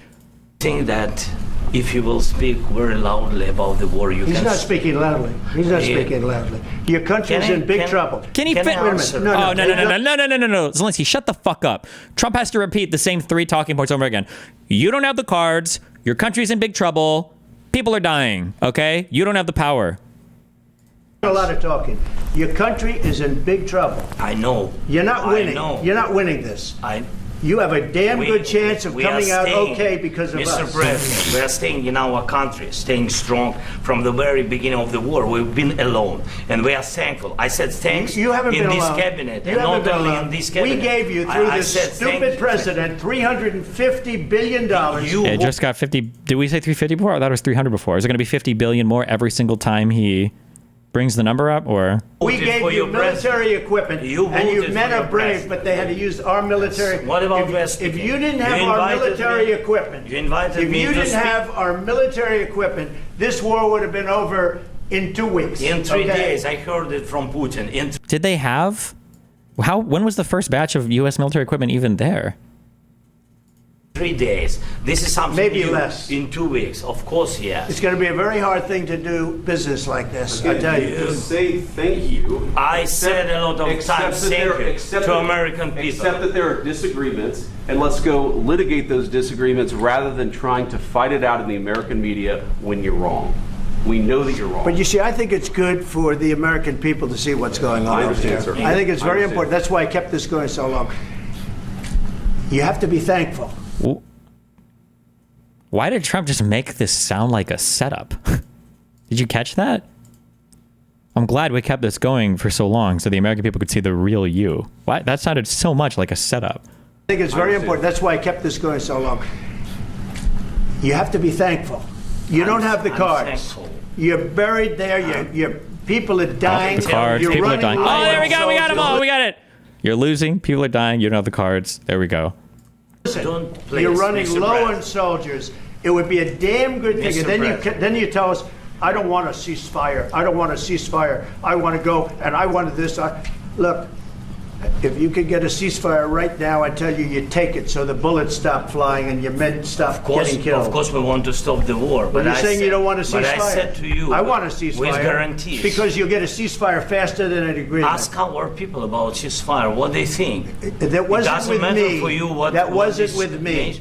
It That was wasn't with you. a guy named Biden, who was not a smart person. But this that is was your, with, this that was is with your Obama. president. It was your president. Excuse me. That was with Obama, who gave you sheets, and I gave you javelins. Yes. I gave you the javelins to take out all those tanks.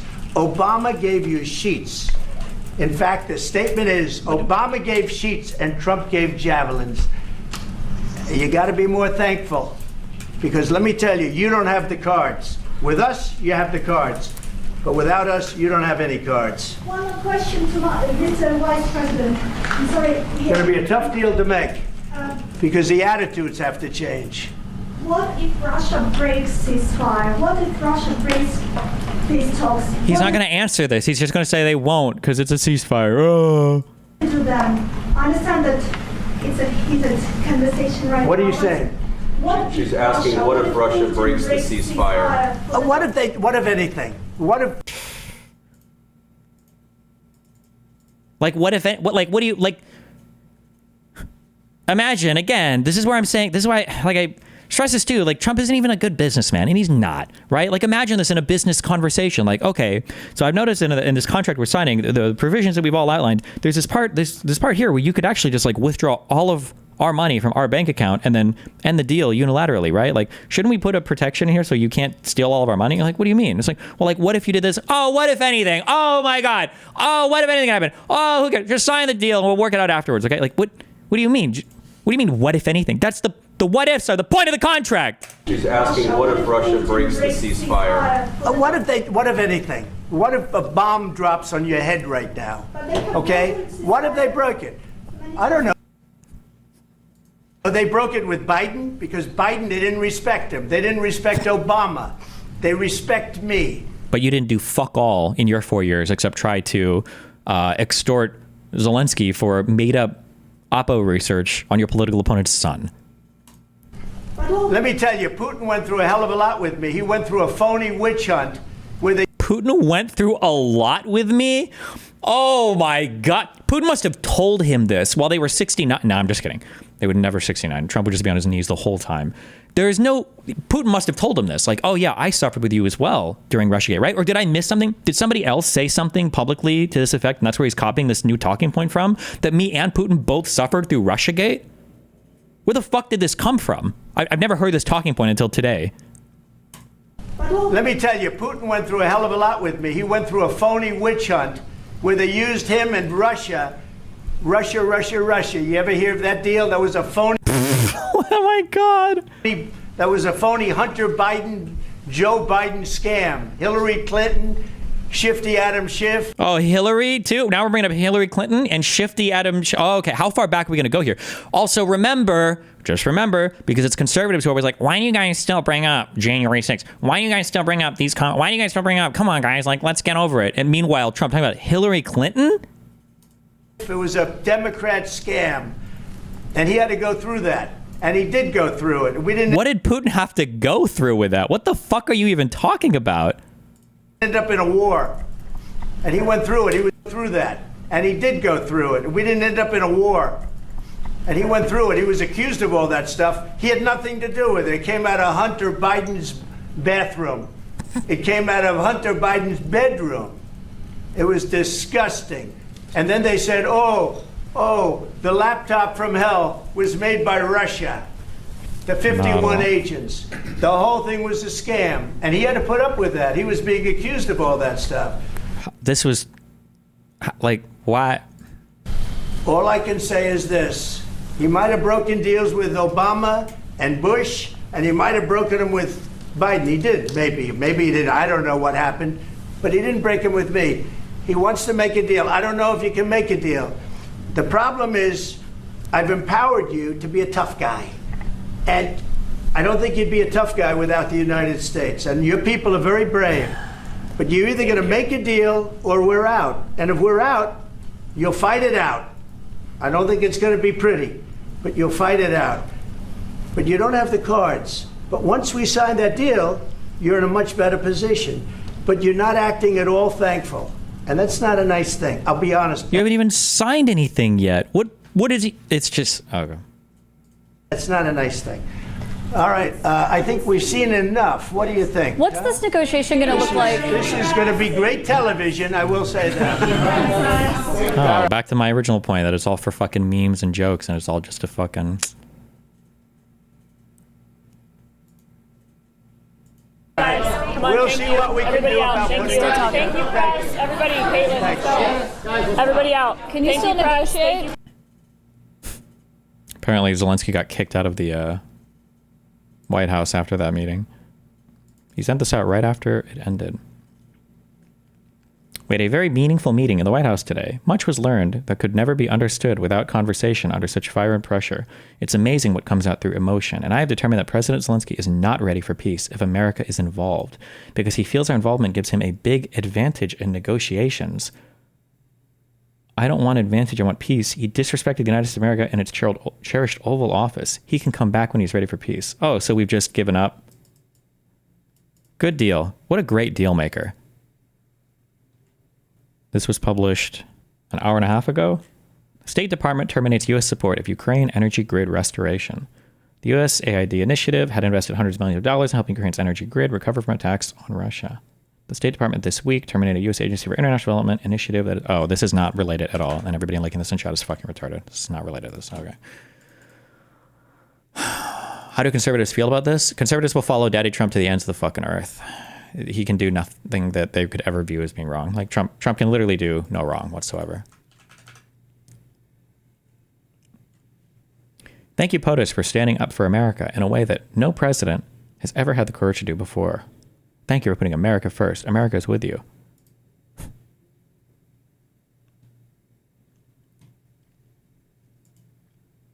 Is there a reality where the U.S. government is completely transparent with their foreign interests so people can understand what they hope to accomplish with the countries they choose to align with? No, when you're talking foreign interest and you're talking military action and shit, politicians always have to play kind of two games, like securing the interests of the country while speaking to the interests of the people. That's always just like a double speak thing that countries' leadership has to do, basically. I need you guys to hold me accountable on this as well. Please do not ever let me say a nice thing about Cenk again until he totally walks back from this insane fucking comment. Here's an honest take no one is going to be happy with. 1. Zelensky started the debate in the Oval Office by challenging what Vance said. 2. Trump and Vance belittling our ally publicly takes away critical leverage we need to negotiate peace. Huge win for Russia. 3. Europe says this is an existential threat for them, then they should act like it and fund this war or help to get to peace in a more productive way. 4. Both Biden and Trump have mangled this and accidentally encouraged more Russian aggression. Sky News analysis of who has given what to Ukraine. After Putin sees what's just happened in the Oval Office, why would he ever stop with Ukraine? It seems like he has a 4-year green light to take Poland. Maybe. I mean, if he were to attack NATO countries, who knows what the fuck would happen next? But also, what does this also mean for Taiwan? I don't know what the U.S.'s position is on anything right now. It's just incomprehensible.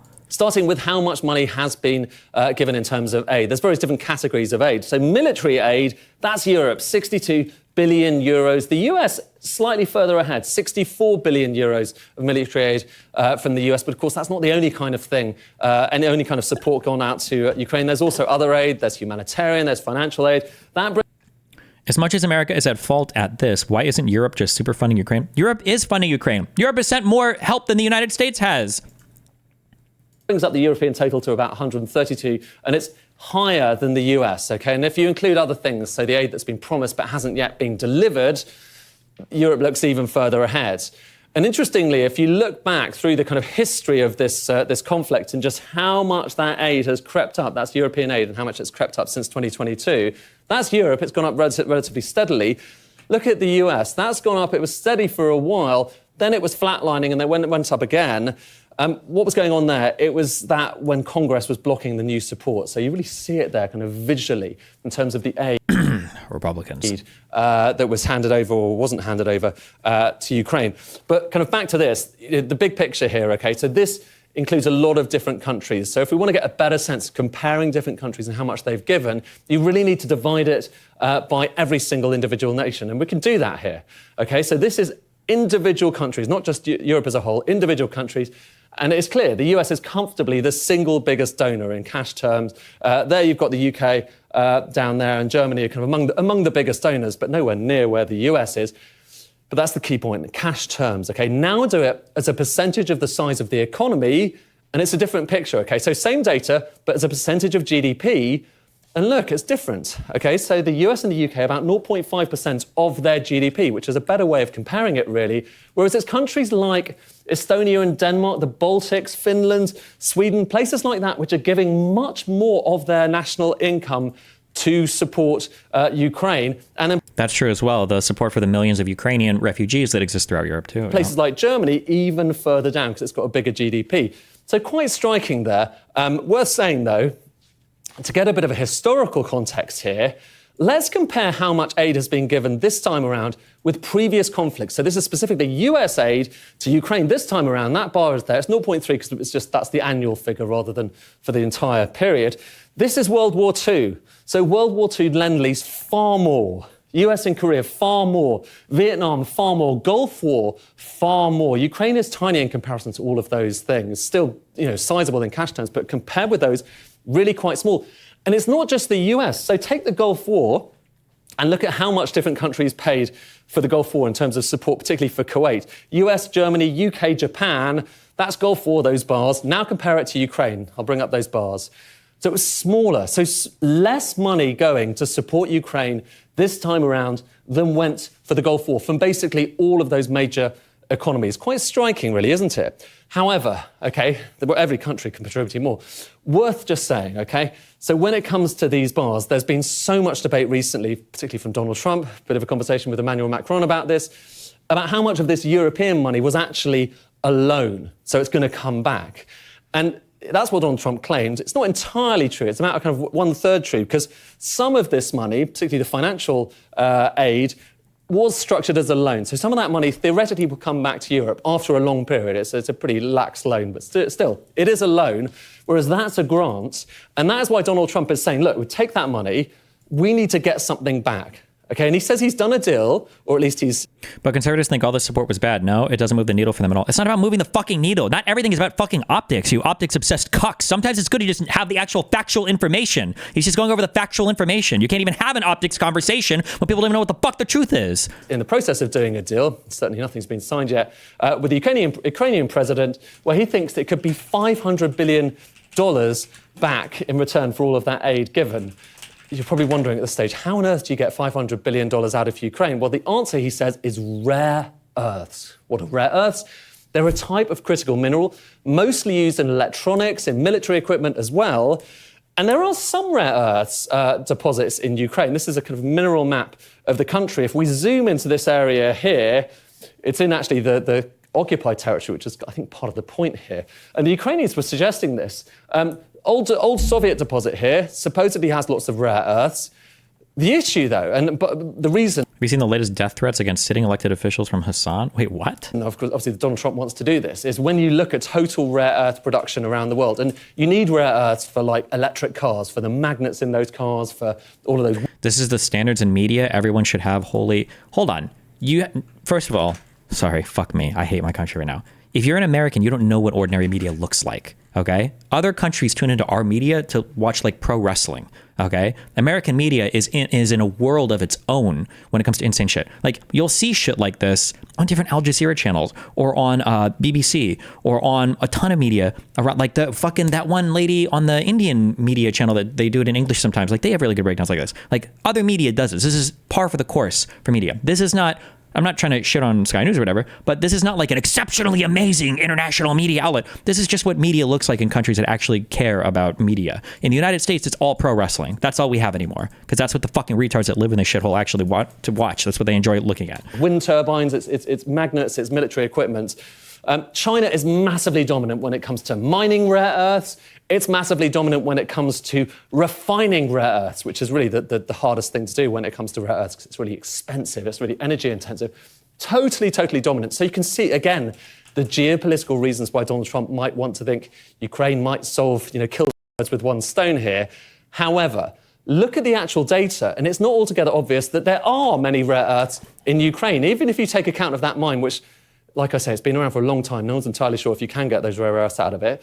It's still China way in the lead. Brazil, India, Russia, Vietnam, the US. Actually, Ukraine doesn't even show up in the most definitive measures of how much rare earths there are around the world. So some people have wondered, was he not really talking about critical minerals in general? Maybe he was talking not about rare earths, but about lithium, which, technically speaking, is a different part of the periodic table.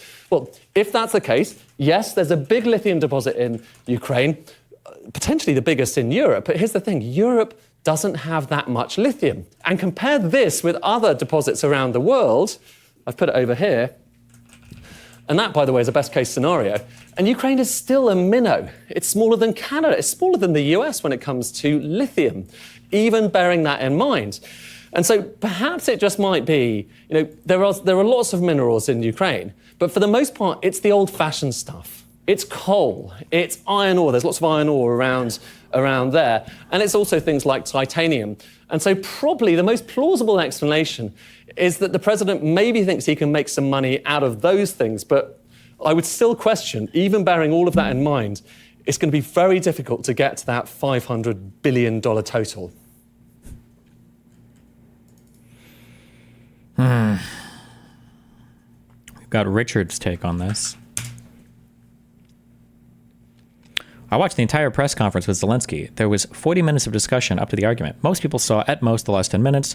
The whole video gives the proper context. When I first watched the argument without the proper context, I thought it was possible that Trump and Vance ambushed Zelensky or were even trying to humiliate him. That's not what happened. You have 40 minutes of calm conversation. Vance made a point that didn't attack Zelensky and wasn't even addressed to him. And Zelensky clearly started the argument.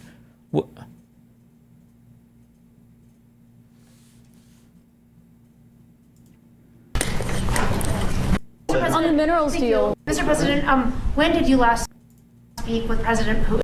Occupied. Thank you. America. And it's not a question of alignment. I'm aligned with the world. For 4 years, I want to tough, but you're never going to get a deal that way. So that's the way it goes. All right, one more question. I want to respond to this. So look, for 4 years in the United States of America, we had a president who stood up at press conferences and talked tough about Vladimir Putin, and then Putin invaded Ukraine and destroyed a significant chunk of the country. The path to peace and the path to prosperity is maybe engaging in diplomacy. We tried the pathway of Joe Biden of thumping our chest and pretending that the president of the United States' words mattered more than the president of the United States' actions. What makes America a good country is America engaging in diplomacy. That's what President Trump is doing. Can I ask you? Sure. Yeah? Yeah. Okay. So he occupied our parts, big parts of Ukraine, part of East and Crimea. So he occupied it on 2014. So during a lot of years, so I'm not speaking about just Biden, but those time was Obama, then President Obama, then President Trump, then President Biden, now President Trump, and God bless, now President Trump will stop him. But during 2014, nobody stopped him. He just occupied and took. He killed people. You know what the contact 2015. 2014. 2014. Yeah. So I was not here. Yeah, but yes, but during 2014 till 2022, the situation the same. That people have been dying on the contact line. Nobody stopped him. You know that we had conversations with him, a lot of conversation, my bilateral conversation, and we signed with him. Me, like a new president in 2019, I signed with him the deal. I signed with him, Macron and Merkel. We signed ceasefire. Ceasefire. All of them told me that he will never go. We signed with him gas contract. Yes, but after that, he broke the ceasefire. He killed our people, and he didn't exchange prisoners. We signed the exchange of prisoners, but he didn't do it. What kind of diplomacy, GD, you are speaking about? What do you mean? I'm talking about the kind of diplomacy that's... Like, this is a fair question. Like, what is the...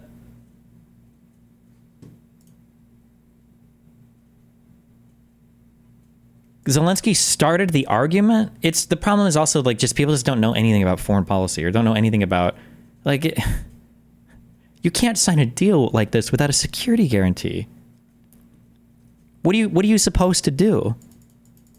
Like, you can't sign an agreement without a guarantee that you aren't going to get invaded again. That's a perfectly fair question. They've already had a ton of these types of agreements. We've had Minsk 1 and 2. We've had however many. Zelensky says 25 different types of ceasefires that have been signed that have all been broken. Like, what the fuck? This is a fair question. And they've said over and over and over again in that press conference that, well, we're not going to... we're not going to worry about security. We're not going to do anything about security. We're not going to be doing anything. We're just going to hope they don't attack. In the first 40 minutes, Zelensky kept trying to go beyond what was negotiated in the deal. When Trump... Hold on. Do you think... Am I friends with him on...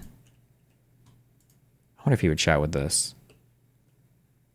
Is he actually streaming right now? Someone said he's streaming. Or is he just doing a Twitter space? Or... What will happen with the U.S. now that Europe no longer... can rely on them for military support? The EU has the second largest economy in the world. Once it shifts into arms production, it will have the biggest military. What role does the US have after that? Who knows? I messaged Richard. We'll see if he wants to chat. I don't know, though. In the first 40 minutes, Zelensky kept trying to go beyond what was negotiated in the deal. There is no deal yet, right? I don't think anything's been formally agreed to. There can't be a deal without a security guarantee. Otherwise, what are you signing? What the fuck are you signing? Can we have some resources? Sure, here you go. What kind of a deal is that? That's not a deal. That's a racket. When Trump was asked a question, it was always, we'll see. No, it wasn't always, we'll see. It was nothing. He didn't say anything about, like, what are we going to do to make sure that Russia doesn't attack again? I don't know. Well, they would never do that. Like, Zelensky made blanket assertions that there would be no negotiating with Putin and that Russia would pay for the war. Yeah, it's fair. They invaded. Of course they should have to pay for territory that they've destroyed. Why would they not? What do you mean? Otherwise, what kind of deal are we negotiating? What kind of deal are we negotiating? When Trump said that it was a tragedy that people on both sides were dying, Zelensky interjected that the Russians were the invaders. Yeah, because Trump's trying to both sides it. No shit. For his part, Trump made clear that the U.S. would continue delivering military aid. Did he? Does that feel super clear? All Zelensky had to do is remain calm for a few more minutes and they would have signed a deal. A deal for what? Zelensky will not and should not sign a deal without a security guarantee. Without a security assurance, it's no deal. There is no deal there. What do you mean? The argument started when Trump pointed out that it would be hard to make a deal if you talk about Putin the way Zelensky does. What is this cuck bullshit? I thought we were the United States. If you say mean things, why would you even be surprised at the country that you're invading that leader would have mean things to say about you? What are you talking about? Vance interjects to make the reasonable point that Biden called Putin names, and that didn't get us anywhere. Bro, this is like the Zelensky-Trump dynamic was calm and stable. Yeah, when Trump was lying over and over and over and over and over again, it was when Vance spoke that Zelensky started to interrogate him.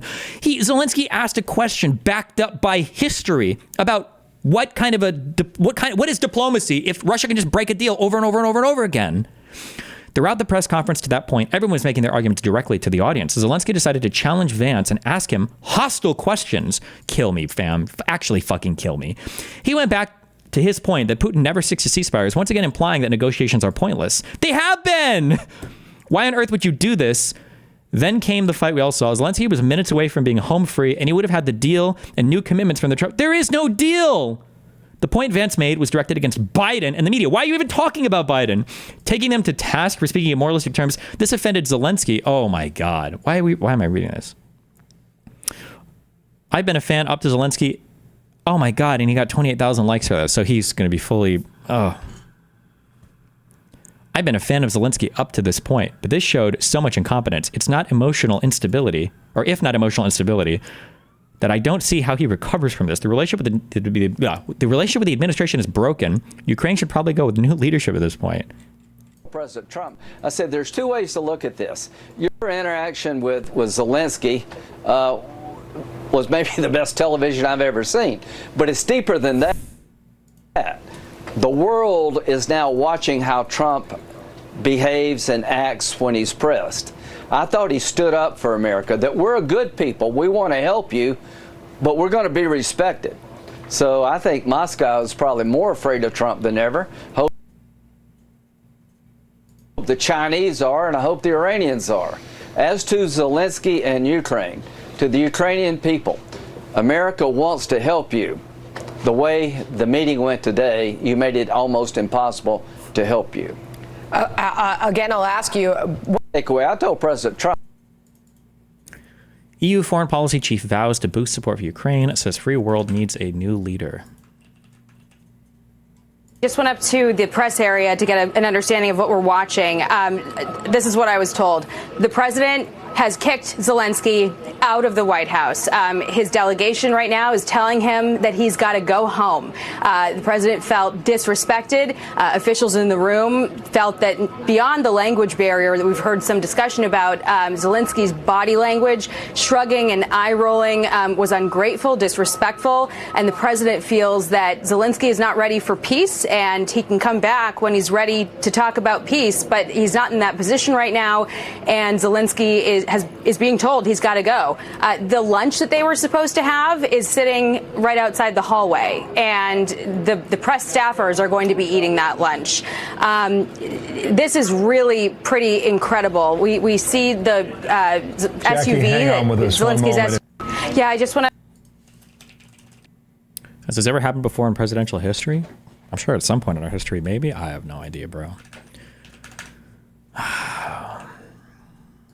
This is what I said about like conservatives taking over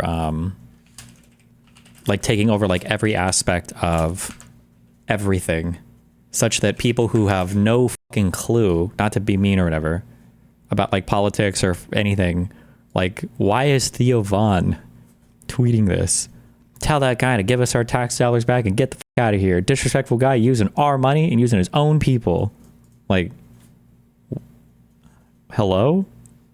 What?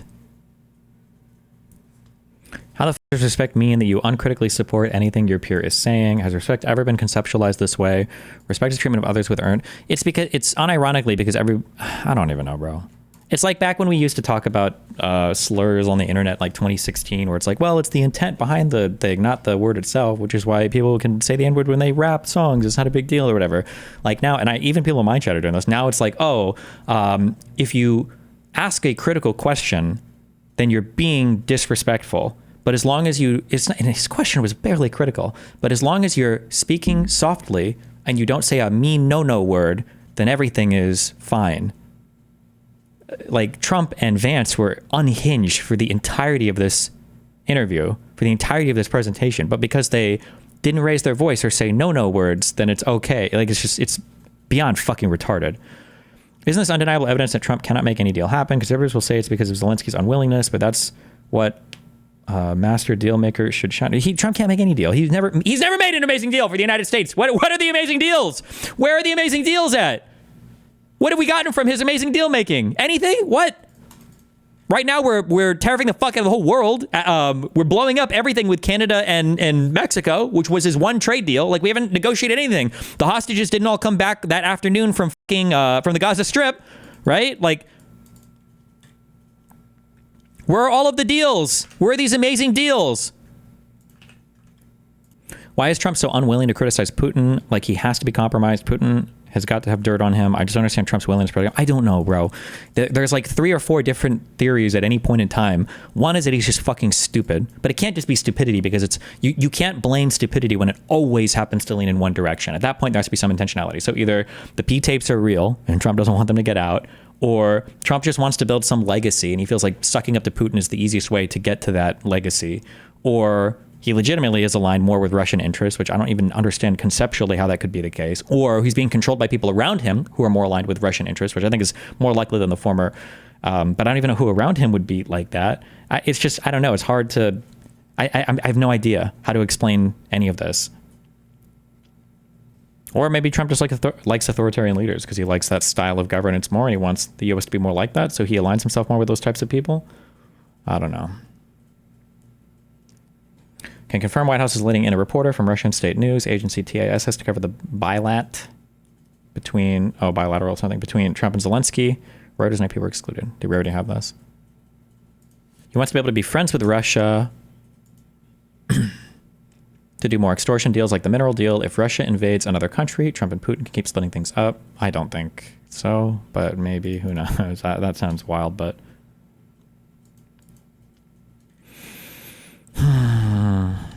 Time to find out what really happened to the hundreds of billions of dollars sent to Ukraine. Good one. How do we stay safe? How can we organize? What can we do? I mean, win the midterms is all we can do, but that's 2 years from now, so. Here's what happened inside the White House after the Oval Office shouting match. Trump huddled with his key advisors immediately afterward inside the Oval. According to a White House official, Trump consulted Vance, Rubio, Bessent, etc. That was when Trump decided that Zelensky was not in a place to negotiate. He directed Secretary Rubio and his national security advisor, Mike Waltz, to deliver the message. It was time for Zelensky to leave. The Ukrainians were holding nearby in a separate room. That's standard for foreign leader visits. Typically, they reconvene for lunch, but the Ukrainians would not be dining at the White House. As the prepared food sat nearby on carts in the hallway, the Ukrainians were instructed to leave. The White House officials said the Ukrainians wanted to continue the talks, but they were told no. Oh, I was just going to say, where is it? And here it is. Yeah, too. I was going to say, where's the Lex thing? Blaming everything on Zelensky. The amount of disrespect President Zelensky showed to Donald Trump and the American people today was insane. This was a mistake. I have tremendous respect for President Zelensky for the heroic actions he took in the early days of the war, but diplomacy at this stage obviously required showing respect to world leaders, even more so during tense, difficult peace negotiations. I did everything I could to help in my small way to build bridges. This was the opposite of that. It was a big step backwards. All of this breaks my heart. I pray for peace. This was the most predictable tweet in the world. I could have written this tweet for him. I believe the reason that Donald Trump says that this war would be over within 24 hours is because he would just give it up. And that's not who we are as Americans. Let's understand what happened here. I actually met with Zelensky a few days before Russia invaded, tried through force to change territorial boundaries, to defy one of the most important international rules and norms, which is the importance of sovereignty and territorial integrity. And I met with President Zelensky. I shared with him American intelligence about how he could defend himself. Days later, I went to NATO's eastern flank, to Poland and Romania. And through the work that I and others did, we brought 50 countries together to support Ukraine in its righteous defense. And because of our support, because of the air defense, the ammunition, the artillery, the javelins, the Abrams tanks that we have provided, Ukraine stands as an independent and free country. If Donald Trump were president, Putin would be sitting in Kyiv right now. And understand what that would mean, because Putin's agenda is not just about Ukraine. Understand why the European allies and our NATO allies are so thankful that you are no longer president, and that we understand the importance of the greatest military alliance the world has ever known, which is NATO, and what we have done to preserve the ability of Zelensky and the Ukrainians to fight for their independence.